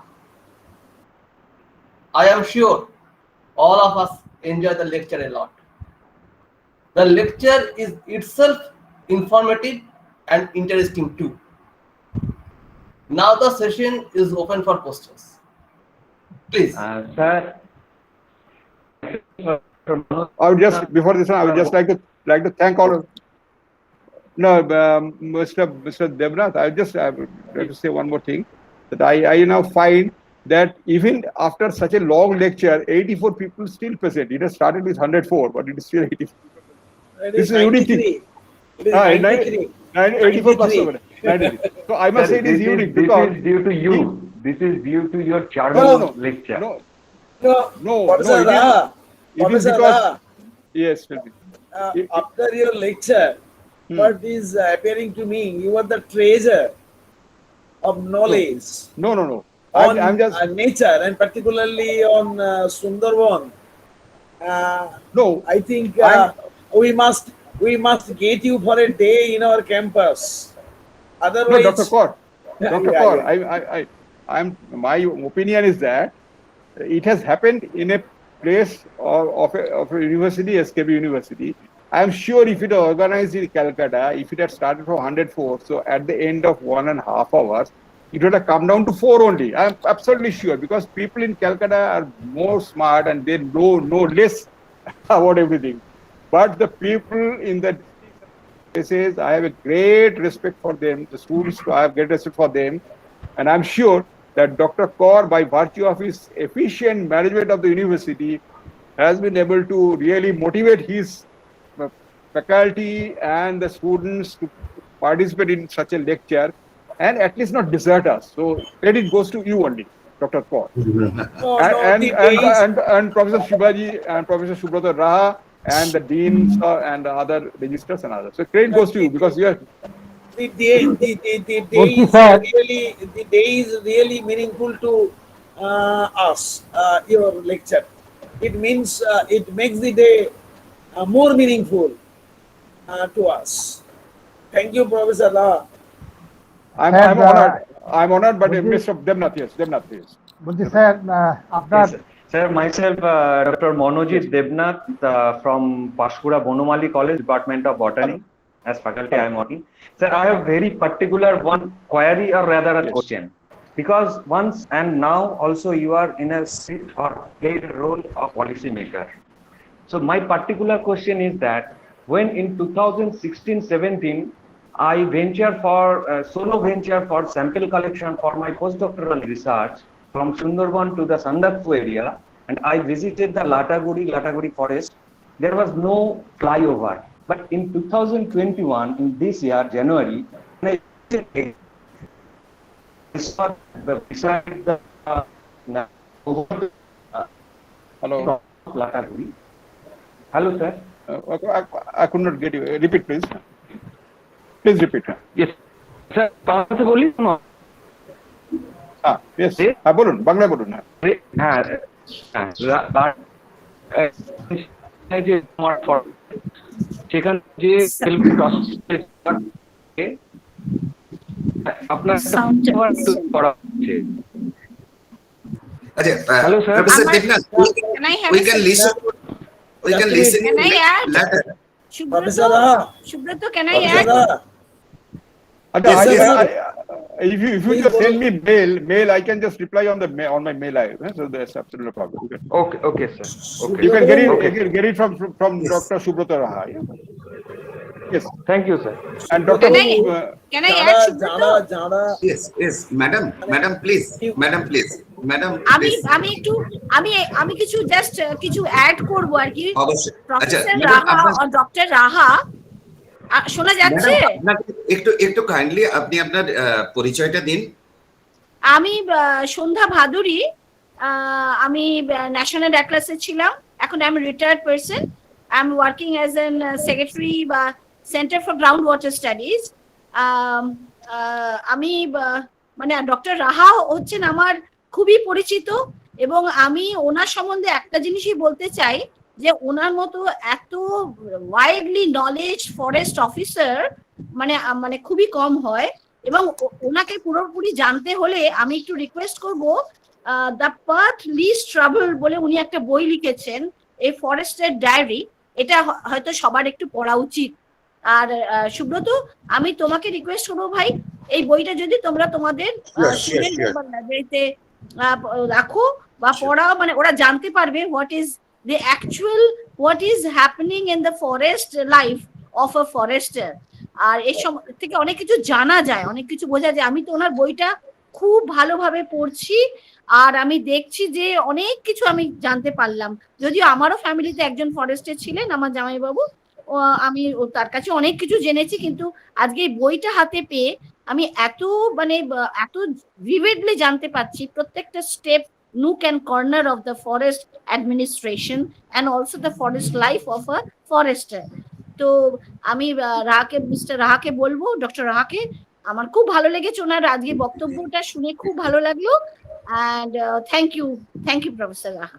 Thank you sir. একটা এই প্ল্যাটফর্ম থেকে আমি একটা রিকোয়েস্ট করতে চাই, আমাদের অনারেবল ভাইস চ্যান্সেলর স্যারও আছেন প্রফেসর রাহার কাছে, যে আমার মনোবাঞ্ছাটা আমি তার কাছে ব্যক্ত করেছিলাম যে আমাদের জিওগ্রাফি ডিপার্টমেন্ট এবং আমরা এই দুটো ডিপার্টমেন্ট এবং অবশ্যই all science departments can join hand together, যে আপনার স্যার যেটা এক্সপার্টাইজ আছে, আমরা এই ক্যানোপি স্টাডি করতে গেলে, ফরেস্ট স্টাডি করতে গেলে রিমোট সেন্সিং কে কি করে কাজে লাগাতে পারি, এর জন্য যদি আপনি একটা কাইন্ডলি আমাদের ওয়ার্কশপ করেন, বিভিন্ন কলেজের ইউনিভার্সিটির স্টুডেন্টরাও তাতে পার্টিসিপেট করবে, সো উই ক্যান মানে এ 4 days workshop like that. Sir আপনি যদি একটু কনসেন্ট দেন প্রফেসর রাহা এই বিষয়ে। I'm just waiting for the pandemic to be over. I'm not as bold as Dr. Bhaduri because she is a very bold lady, and in fact উনি যেটা ওনার সম্বন্ধে একটা কথাই বলবো, সেটা হচ্ছে আমাদের যে ইন্ডিয়ান সোসাইটি রিমোট সেন্সিং চ্যাপ্টারটা আছে, সেটা কিন্তু ওনার এর ফরমেশনের পেছনে one of the prime leadership was from doctor Bhaduri and doctor Mamata Desai. Unfortunately উনি আজকে নেই এখানে, কিন্তু করেছেন। আর she always talks big about me, but I know that I am really not that important person. কিন্তু এই ওয়ার্কশপের ব্যাপারে আমি I am always agreeable. Only problem হচ্ছে প্যান্ডেমিকের জন্য আমি বাইরে বেরোচ্ছি না। ইনফ্যাক্ট আমি আমার এখানে গত 1 বছর ধরে আমি অনলাইনে ছাড়া কোনো মানে বাইরেই বেরোইনি আমি। কিন্তু কমলে আমি যাবো, আমি আমার স্ত্রীকে নিয়ে যাবো পুরুলিয়াতে। Purulia is my old place. Maybe October নাগাদ যদি শেষ হয়ে যায়, তখন তারপরে যাবো, ঠান্ডা পড়বে। বাট ডক্টর কর যদি আমাকে বলেন, ডেফিনেটলি 2-3 দিন থাকবো আপনাদের গেস্ট হাউসে থাকবো। Please, sir, always welcome, and we'll enjoy your association. By the way, Dr. Dr. Bhaduri যেটা বললেন ওনার জামাইবাবুর কথা, তো Dr. Subhimal Roy, our ex-chief pilot warden, actually he was my boss at one point of time, and is one of the very few government officers, I must say, that who was a totally different person. But so much of dedicated. He always used to believe in leading from the front. Yet normally government officers they lead from the back of it. But he was always leading from the front. এবং ওনার কাছ থেকে আমার wild লাইফের অনেকখানি শিক্ষাই কিন্তু ওনার কাছ থেকে হয়েছে। তো আমার বইয়ে কিন্তু আমি সেটা খুব সামান্য হলেও আমি I have paid my homage to him. I don't know doctor Bhaduri পর্যন্ত পড়েছেন কিনা সেটা, কিন্তু আছে। তো ওনারও কিন্তু পুরুলিয়াতে, he was DFO Purulia, I think doctor Bhaduri. I think সুইমাল দা was also DFO Purulia at one point of time. আমি ডেফিনেটলি যাব, কিন্তু আর যদি অ্যাকচুয়ালি মাই বেসিক মানে expertise in remote sensing technology. Application of remote sensing technology is vegetation monitoring. I am not a computer this one that I cannot develop the programs, but I can definitely implement the technology for monitoring this. সেটাই শিখবো sir আমরা, সেটাই বলছি sir, আমি dean of arts Narugopal দে বলছি। আপনার মনজ্ঞ বক্তৃতা শুনলাম, এত সুন্দরভাবে, তথ্যপূর্ণভাবে, এত মনোহারীভাবে আপনি আমাদের কাছে উপস্থিত করেছেন। সত্যি আমরা মোহিত।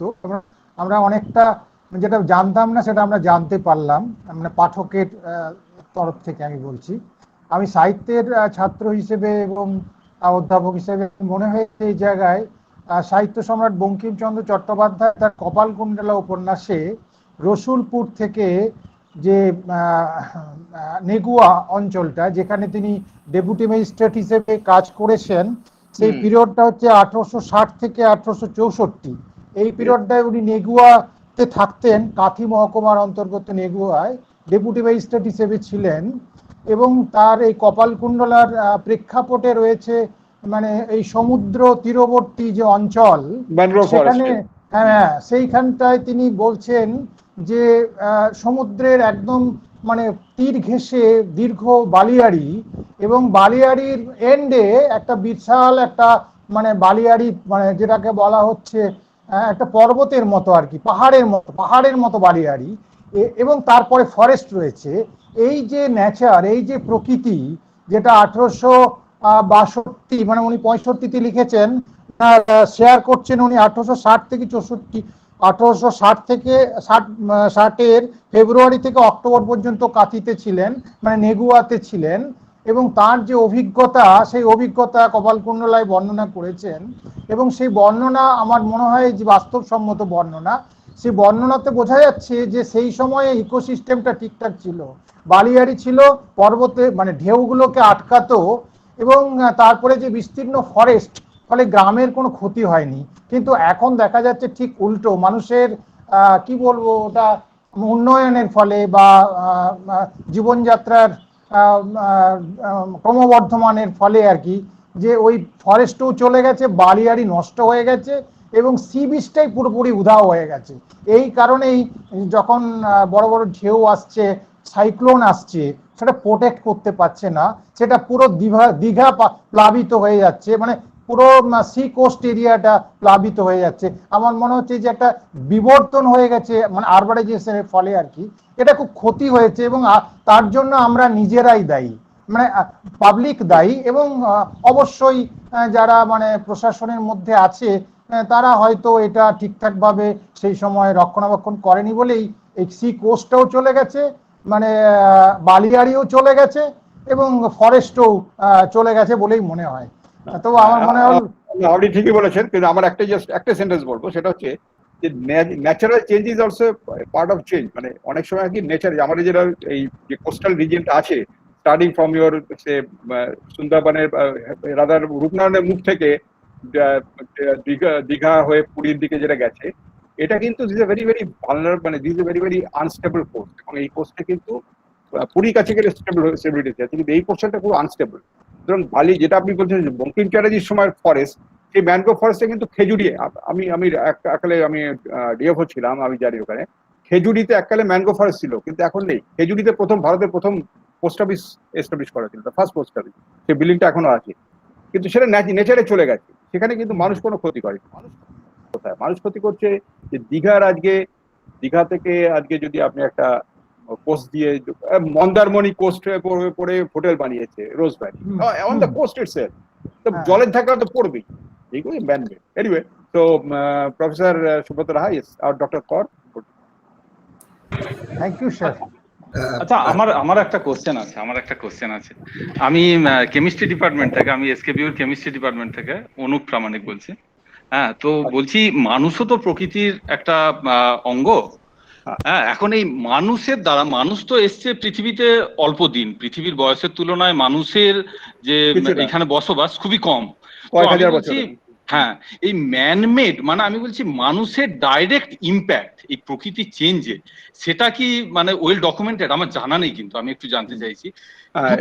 দুটো আসপেক্টে এটা করা যেতে পারে। এক হচ্ছে মানুষ আসার আগে এই প্রকৃতির চেঞ্জটা, এটা রেকর্ডেড কিনা, মানে স্টাডি করা হয়েছে কিনা। দ্বিতীয়ত, মানুষ যেখানে নেই, অন্য প্ল্যানেটে, এটা naturally occurring or only by manmade. মানুষ যেহেতু প্রকৃতির অঙ্গ, তার কতটা ক্ষমতা আছে প্রকৃতির এই পরিবর্তনটা ঘটাতে, এই বিষয়ে যদি আপনি একটু আলোকপাত করেন। না, আমি আলোকপাত করার মতো অত আমার নলেজ নেই, কিন্তু একটা যেটা বলতে পারি সেটা হচ্ছে যে your question is very valid. মানুষ আসা United nation framework convention on climate change, যেটা হচ্ছে মে 1992-তে রিওতে হলো, এই কনভেনশন অন বায়োলজিক্যাল ডাইভার্সিটির সঙ্গে সঙ্গে এটা হলো। তাতে কিন্তু ঠিক করা হলো, তারা বললো একটা প্যানেল করে দিচ্ছে, inter governmental panel on climate change. তারা তাদের বড় বড় সায়েন্টিস্টরা থাকবে, তারা ঠিক করবে, যেটা আজকে অনুভব বললেন যে মানুষ আসার আগে কি ছিল, মানুষ আসার পরে কি হয়েছে। তারা কিন্তু প্রচুর লিটারেচার ঘেটে, প্রচুর স্টাডি করে, প্রায় 7-8 বছর ধরে স্টাডি করে ওরা কিন্তু একটা অসাধারণ একটা পেপার প্রেজেন্ট করেছিলেন, যেটা সুব্রত বাবু ভালোভাবে জানেন, উনি মেনশনও করেছেন। তাতে কিন্তু উনি দেখিয়েছেন যে আজ যে পৃথিবীর কতগুলো সমস্যা, এটা ন্যাচারাল সমস্যা যেটা আছে সেটা তো ন্যাচারাল, কারো কিছু করে না, কিন্তু ম্যানমেড যে প্রবলেমটা, global warming is one of the reason for that one, এটা that has been established scientifically. সেটা কিন্তু কেউ বলতে পারবে না যে না অ্যাকচুয়ালি সত্যি এটা ঠিক নয়। তো So they have established scientifically. Dr. Pachauri, R.K. Pachauri of TERI, in fact, I mean, we were very close at certain point of time. So উনিও সেটা কিন্তু মানে they had led this IPCC panel. তাতে কিন্তু ওরা দেখিয়েছেন এটা হয়েছে। 2 নম্বর হচ্ছে অন্য গ্রহে কি হচ্ছে তার সঙ্গে পৃথিবী কম্পেয়ার করা যাবে না। তার কারণ হচ্ছে আজকে মার্সে 1 ফোঁটা অক্সিজেন পাওয়া গেছে বলে লোকে চিন্তা করছে যে ওখানে গিয়ে কি করে থাকবো। আরে পৃথিবীতে এত অক্সিজেন আছে, সেটাকে ডিস্ট্রয় করে মার্সে থাকার কথা চিন্তা করছো কেন তোমরা? There is something else behind this one. এটা বেসিক্যালি আর কিছু না, ইট is basically part of A global warfare. এটাকে কন্ট্রোল করা পৃথিবীকে। আজকে জলে স্থলে করা হয়েছে, এবার অন্তরিক্ষ থেকে cosmos also they will try to control over the earth. আর কিছু না। মার্সে যাওয়া, মার্সে গিয়ে আপনি থাকবেন, অথবা লোকে টিকিট কেটে দিচ্ছে বা আস্তে আস্তে 20 বছর পরে মার্সে গিয়ে থাকবো, এটা কিন্তু ইটস অ্যাবসলিউটলি বুলশিট, ননসেন্স। এটা কোনো কথা না। অন্য গ্রহের সাথে তুলনা করে লাভ নেই। পৃথিবীর অবস্থা এমন একটা পৃথিবীর সিচুয়েশন এই ইউনিভার্সের মধ্যে, যেখানে কিন্তু একমাত্র পৃথিবীতেই এটা করেছে, এবং এখনো পর্যন্ত অন্য কোনো গ্রহ খুঁজে পাইনি যেখানে আমরা এরকম লাইফ এসে থাকতে পারে। এখনো খুঁজে পাইনি আমরা। থ্যাংক ইউ অনুবাবু। It's a matter of interesting. So with that, আমি আরেকবার ট্রাই করব কি? আমার যে কোশ্চেনটা ছিল ছোট করে বলছি স্যার, লাটাগুড়িতে একটি ফ্লাইওভার কনস্ট্রাক্ট হচ্ছে। হ্যাঁ, ফরেস্টে ফরেস্টে নয় তো ওটা ফরেস্ট রোডের উপরে। আমি বলে দিচ্ছি ওটাকে অ্যাকচুয়ালি যেটা হয়েছে। হ্যাঁ স্যার, এটা আমি আগে যেটা বলেছি সে একই কথা। আমরা যেটা আগে বলেছি, আগে আমাদের রেলওয়ে তো কুচবিহার থেকে জলপাইগুড়ি হয়ে নিউ জলপাইগুড়ি পর্যন্ত ব্রডগেজ লাইন ছিল, তার দিয়ে ট্রেন যাতায়াত করতো।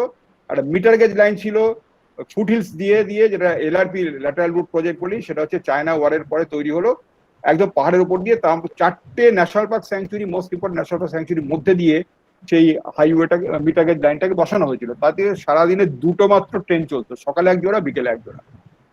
এইবারে কি হলো যে মানে 2000 সালের গোড়ার দিকে তখন গভর্নমেন্ট অফ ইন্ডিয়ার রেলওয়ে মিনিস্ট্রি তারা চিন্তা করে বললো যে আজকে যে অ্যাকচুয়ালি ব্রডগেজ লাইন আছে তাই দিয়ে কাজ হচ্ছে না, আমার আরো বেশি ট্রেন চালাতে হবে, আসাম থেকে আরো বেশি তেল চালাতে হবে, তেল আনতে হবে, তার জন্য আমাকে মিটার গেজ লাইনটাকে ব্রডগেজ করতে হবে। We oppose like anything. তার ফলে আমার পার্সোনালিও আমাকে ফেস করতে হয়েছিল প্রবলেম, কিন্তু we could not stop it because they had to do it. এবং লোকাল প্রবলেম তারা দেখলো যে এটা যদি মিটার গেজটা ব্রডগেজ হয়ে যায় তাহলে মালবাজার এই চালসার লোকেরা তারা দেখলো আমাদের বিজনেসটা বেড়ে যাবে। তো জঙ্গল থাকলে কি হলো, হাতি মারা গেলে। তো সেই জন্য লাটাগুড়িতে কি হলো, লাটাগুড়িতে আজকে যে চালসা থেকে যেটা ময়নাগুড়ির দিকে যে গেছে, গরুমারা ন্যাশনাল পার্কের ভেতর দিয়ে গেছে, ন্যাশনাল পার্কের একটা এন্ড, সেখানে সেই ন্যাশনাল পার্কের ওখান থেকে রেগুলার হচ্ছে হাতি এবং নট গন্ডার, হাতি এবং লোকে বলা যে স্পিড লিমিট করা যে 20 কিলোমিটার বেশি যাবে না, কিন্তু লোকে অতি উৎসাহী লোকেরা তারা ওখান থেকে ফাঁকা রাস্তা পেয়ে 50, 60, 70 কিলোমিটার স্পিডে গাড়ি চালাচ্ছে। এবারে কাটা পড়ে পরে হাইওয়ে তৈরি হবে, হাইওয়ে তৈরি হওয়ার পরে কি হবে বলা হচ্ছে অ্যানিমালকে হাইওয়ের তলা দিয়ে যেতে হবে, কিন্তু এখনো পর্যন্ত পৃথিবীর কোথাও আন্ডারপাস দিয়ে অ্যানিমালকে পাস করানো যায়। আজকে যদি একটা রাস্তার তলা এটা কে করে দিই, আন্ডারপাস করে দিয়ে, অ্যানিমাল কিন্তু সেই আন্ডারপাসে ঢুকবে না, বিকজ ওরা যদি তাদের সারাউন্ডিংটাকে যদি দেখে যে ইট ইজ বেসিক্যালি নট সেফ, ওরা কিন্তু ঢুকবে না। সুতরাং এটা কিছু করার নেই, কিন্তু basically it's a policy decision. Thank you very much. Sir বলছি স্যার একটা কথা বলুন স্যার। স্যার হ্যালো স্যার, আমি একটু কেমিস্ট্রি ডক্টর দেবদাস মন্ডল বলছিলাম স্যার। হ্যালো, হ্যাঁ বলুন। আমি একটা জিনিস, এই যে যশ আসার ফলে ভিতরকণিকাতে যে আমাদের উড়িষ্যার ভিতরকণিকা ম্যানগ্রোভ ফরেস্টে বা জঙ্গলে আমি একটা দেখেছিলাম যে এই সময়তে ওখানে প্রচুর নোনা জল ঢুকে যাওয়ার পর একটা প্রবলেম হতে পারে। একসময় সামুদ্রিক এক জাতীয় কচ্ছপ ওখানে ডিম পাড়তে আসতো শীতকালে, আবার চলে যেত। এখন অনেকে এটা সন্দেহ করছে যে এইবারে হয়তো এটা আসতে পারবে না, এটা দীর্ঘদিন ধরে আসছে। No. এটা this olive ringed turtle basically this lives in marine, is a marine animal. So সুতরাং জল আর ভিতরকণিকা তো basically it's A mangrove area, it's a saline water. এটা সেখানে ঝড়ের জলের ফলে যেটা হয়েছে কিছুটা লোকাল ড্যামেজ হতে পারে, কিন্তু কোনো হ্যাবিটেট ড্যামেজ কিছু সেরকম হবে না, মানুষজনের ক্ষতি তো হবে না। সেটা আমার ইনফরমেশন জানা যাচ্ছে সেটাই। Okay sir, thank you. Okay, thank you, Professor Dr. Raha. And if anyone have more questions, you can send question through email. Okay. Sir বলবো? হ্যাঁ, yes, Dr. Bhattacharya. হ্যাঁ। স্যার প্রথমেই বলি যে মাতৃভাষার মাধ্যমে এমন সুন্দর করে বোঝাবার জন্য আপনাকে মানে অজস্র ধন্যবাদ। এবং দিদি যেটা বলেছেন যে ফরেস্টার্স ডায়েরি, এটা আমার হাতে রয়েছে, মানে এখন আমি পড়ছি, অসাধারণ অনবদ্য একটি লেখা, মানে এটা সবার পড়া উচিত। এবং আপনি আমি পেলেন যেহেতু কোথায়? হ্যাঁ আপনি বলুন পেলেন- স্যার। আপনি পেলেন কি করে? আসলে কি বলুন তো, মানে আমি দক্ষিণেশ্বরেই থাকি, তা আমার মানে যিনি গাইড টিচার ছিলেন তিনি প্রফেসর প্রশান্ত কুমার মুখার্জি, এবং তার মিসেস আমাকে বলেছিলেন, এবং তারপর আমার হাজবেন্ড এটি আমাকে প্রেজেন্ট করেছেন।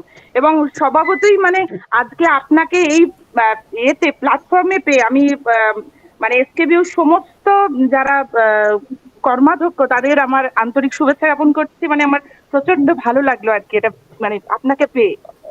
যাই হোক I am স্যার, honored. আমার একটা কোয়েশ্চেন ছিল স্যার, যে যেহেতু আমি যখন বিভিন্ন ফরেস্টে কাজ করছি, আমার ক্লাইম্বার্স এবং লায়নার্স উপরে কিছু কাজ ছিল, তখন আমি দেখেছি যে চাপড়ামারি যে যেখানে ছিল সেখানে ধারগুলোতে প্রচুর পরিমাণে মাইকেনিয়াস ক্যান্ডেন্স হয়ে রয়েছে। হ্যাঁ, এবং Yes. সেটা কি সত্যি, মানে আমরা জানি যে এগুলো যেহেতু ইনভেসিভ স্পিসিস, এগুলো ডিস্টার্ব এরিয়াতেই বেশি গ্রো করে, তা ওই এরিয়াটা কি সত্যি প্রচন্ড ভাবে ডিস্টার্ব হয়ে রয়েছে? মানে আমরা ভেতরে গিয়ে দেখেছিলাম চাপড়ামারির ভেতরে প্রায় শূন্য, মানে কিছুই আমরা মানে কোনো লায়নাস আমরা পাচ্ছিলামই না, মানে সেটা কি সত্যি ঠিক, মানে ভেতরে ফরেস্ট কি নষ্ট হয়ে গেছে? না, আমি বলছি সেটা, এটা অ্যাকচুয়ালি অনেকে ভুল ধারণা আছে, মানে জঙ্গল যত ঘন হবে তত বোধহয় বেশি অ্যানিমাল থাকবে, কিন্তু অ্যানিমালস লাইক রাইনোসেরাস, ওকে, এরা কিন্তু কখনো they don't live in dense forest, ওরা they live in grasslands, wetland. হ্যাঁ, তারে আমার জলদাপাড়া গেলে প্রশ্নটা আপনি সেটা বলবেন, নয় স্যার। স্যার আমি আমার বলছি প্রশ্নটা হচ্ছে, আমি চাপামারিতে আসছি। আপনি জলদাপাড়াতে গেলে দেখবেন, চাপামারিতে গেলে দেখবেন, চাপামারি অনেকখানি জায়গা কিন্তু আমরা বেসিক্যালি ওপেন এরিয়া মেনটেন করছি, তার কারণ হচ্ছে ওখানে যদি তাহলে কিন্তু ওখানে ওপেন এরিয়া রাখতে হবে। মাইকেনিয়ার ব্যাপারটা হচ্ছে, মাইকেনিয়া ইজ বেসিক্যালি ক্লাইম্বার কলোনাইজার। এটা আমাদের যত গ্র্যাজুয়ালি ক্লাইমেট চেঞ্জ হচ্ছে, সমস্ত আমাদের কিন্তু ট্রপিক্যাল ফরেস্ট গুলো, সাবট্রপিক্যাল ফরেস্ট গুলো কিন্তু গরম হয়ে যাচ্ছে, এবং তার ফলে এই যে মাইকেনিয়া অথবা আপনার বল ল্যান্টানা অথবা এই ধরনের যে সমস্ত মানে বেসিক্যালি ইনভেসিভ কলোনাইজার্স আছে, এরা কিন্তু গ্র্যাজুয়ালি টেক ওভার করছে। এখন এদেরকে ম্যানুয়াল কাটিং করে আটকানো যাচ্ছে না, but it is basically part of a. 2 number যেটা হচ্ছে, জঙ্গল তো ডেফিনেটলি কিছুটা ক্ষতিগ্রস্ত হয়েছেই বিকজ অফ পপুলেশন প্রেশার, লোকে কাঠকুটো করায়, জঙ্গলে ঢোকে, কিছুটা ক্ষতি হয়েছে। তাতে এটা তার মধ্যে থেকে যতটা সম্ভব, মানে আমাদেরকে বেসিক্যালি আমরা তো অরণ্যে ফিরে যেতে পারি না, অরণ্যকে রাখতে হবে, অ্যাট দ্য সেম টাইম সভ্যতাকে রাখতে হবে। তো সেই জন্য দুটোর মধ্যে ব্যালেন্স করার চেষ্টা করা হচ্ছে। এখনো পর্যন্ত Chapramari is one of the best manage century, যদিও মাইকেনিয়া প্রবলেম আছে তার সাথে। Anyway, thank you. We can discuss it in some other forum. Thank you, Okay, Dr. okay. Bhattacharya. And thank you very much for reading my book. Actually current চলে গেছে। Dr. Kaur, আমি very sorry আপনাকে এতক্ষণ ধরে আটকে রেখে যাই, vice চ্যান্সেলরকে। No, it's a pleasure. It's a pleasure. বলুন, হ্যাঁ, আর ইজ দ্যার এনিবডি এলস? মানে in fact I could have discuss, যদি আমি কখনো যেতে পারি পুরুলিয়া, তখন নিশ্চয়ই আপনার সঙ্গে ডিসকাস করবো। হ্যাঁ, Okay. Thank you. Professor Raha? Yes sir, এখানে অ্যাকচুয়ালি পাওয়ার কাট হয়েছে। ও আচ্ছা, ওকে। সেই জন্য আর কতক্ষণ এই কম্পিউটারও টানতে পারবে বুঝতে পারছি না, সেই জন্য জাস্ট এন্ড করার আগে আমি রেজাল্টটা একটু অ্যানাউন্স করে দিচ্ছি। আমাদের একটা এশে কম্পিটিশন ছিল, সেই এশে কম্পিটিশনের থিম ছিল life and works of a great Indian environmentalist. তাতে যারা প্রাইজ পেয়েছে, মানে র্যাঙ্ক করেছে, সবকটি লেখাই খুব ভালো, এবং অন্য ডিপার্টমেন্টের টিচাররা যারা চেনেন না স্টুডেন্টদের, তারা জাজ করেছেন। কিন্তু আমি সেই জন্য অবশ্যই টিম জুলজি ডিপার্টমেন্টকে আমি ধন্যবাদ দেব, তারা সকলে মিলে এই জাজমেন্ট করেছেন, এবং তার ফলে যারা র্যাঙ্ক পেয়েছেন আমি তাদের নাম ঘোষণা করছি। প্রথম হয়েছে এই পুরস্কার, এদের প্রত্যেকের কাছে বাই পোস্ট প্রাইজও চলে যাবে, সার্টিফিকেটও যাবে এবং বাই পোস্ট প্রাইজও যাবে। জয়শ্রী কুমার, বটানি ডিপার্টমেন্টের সেকেন্ড সেমিস্টারের ছাত্রী, সে প্রথম হয়েছে এসে কম্পিটিশনে। দ্বিতীয় হয়েছে প্রাক্তনী ছাত্রী স্মৃতিকোনা মাহাতো। তৃতীয় হয়েছে কৌশিক সেন, পলিটিক্যাল সায়েন্সের স্টুডেন্ট, বান্দোয়ান কলেজের। চতুর্থ হয়েছে তিয়াশা মাঝি, বটানি ডিপার্টমেন্ট থেকে। এবং পঞ্চম হয়েছে পায়েল লাইক। এই বেস্ট 5 অ্যানাউন্সমেন্ট হলো। আশা করি তার বন্ধু বান্ধব সকলেই তাকে তাদের শুভেচ্ছা জানাবে এবং অভিনন্দন জানাবে। আমরা খুশি যে আমরা 28টা মতন এসে পেয়েছিলাম, সাবমিট করেছিলাম, তাদের থেকে 5 জনকে আমরা কেবলমাত্র প্রাইজ দিতে পেরেছি, কিন্তু যারা পার্টিসিপেট করেছিল তারাও পার্টিসিপেশন সার্টিফিকেট পাবে এসে কম্পিটিশনের। এবং তোমাদের সকলকে ধন্যবাদ, তোমরা আগ্রহ দেখিয়ে সময় ব্যয় করে ইন্ডিয়ান এনভায়রনমেন্টালিস্ট নিয়ে এই আর্টিকেলগুলো লিখেছে বলে। Very good, thank you. Now, at the end of this session, may I request Dr. Mohsin Ali Khan, my colleague, Assistant Professor in Botany, to convey the vote of thanks. Dr. Khan, please. Okay. Very good afternoon to everybody. Honorable Vice Chancellor Professor Deepak Kumar Kaur, respected Registrar Dr. Nachiketa Bandyopadhyay, Dean of Science, Dean of Arts, Organizing Secretary, Convener, and other officers, and all the participants. I, on behalf of the Botany Department SKU, want to express my gratitude on this special day. Inaugurating this webinar, our VC sir expressed his concern for large-scale environmental degradation, addressed in a very practical and pragmatic way the importance of protecting this environment. I extend my thanks to our distinguished speaker, Dr. Uttam Kumar Raha, and to take our time from his busy schedule to grace the event. I extend my gratitude to teachers of universities, colleges, and schools for their active participation. I also extend my gratitude to research scholars and students for their active participation, also for participation in essay competition. A special thanks to NSS volunteers who are actively engaged in the tea plantation program. A special thanks to our respected HOD for his enormous cooperation and active support in organizing this event. I must not forget to thank our Assistant Registrar Sir for his technical support to make this seminar successful. Thank you everyone once again for making it a grand success. Thank you to everybody. Then, with the kind permission of the Vice Chancellor Sir and Honorable Speaker, we can conclude today's session. Thank you very much. Okay. Thank you very much. Thank you very much. No, sir. Namaskar. Thank you.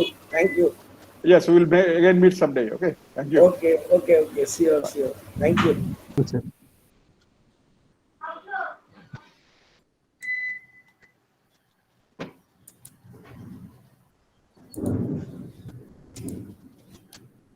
अरे एक तो call and कर देना।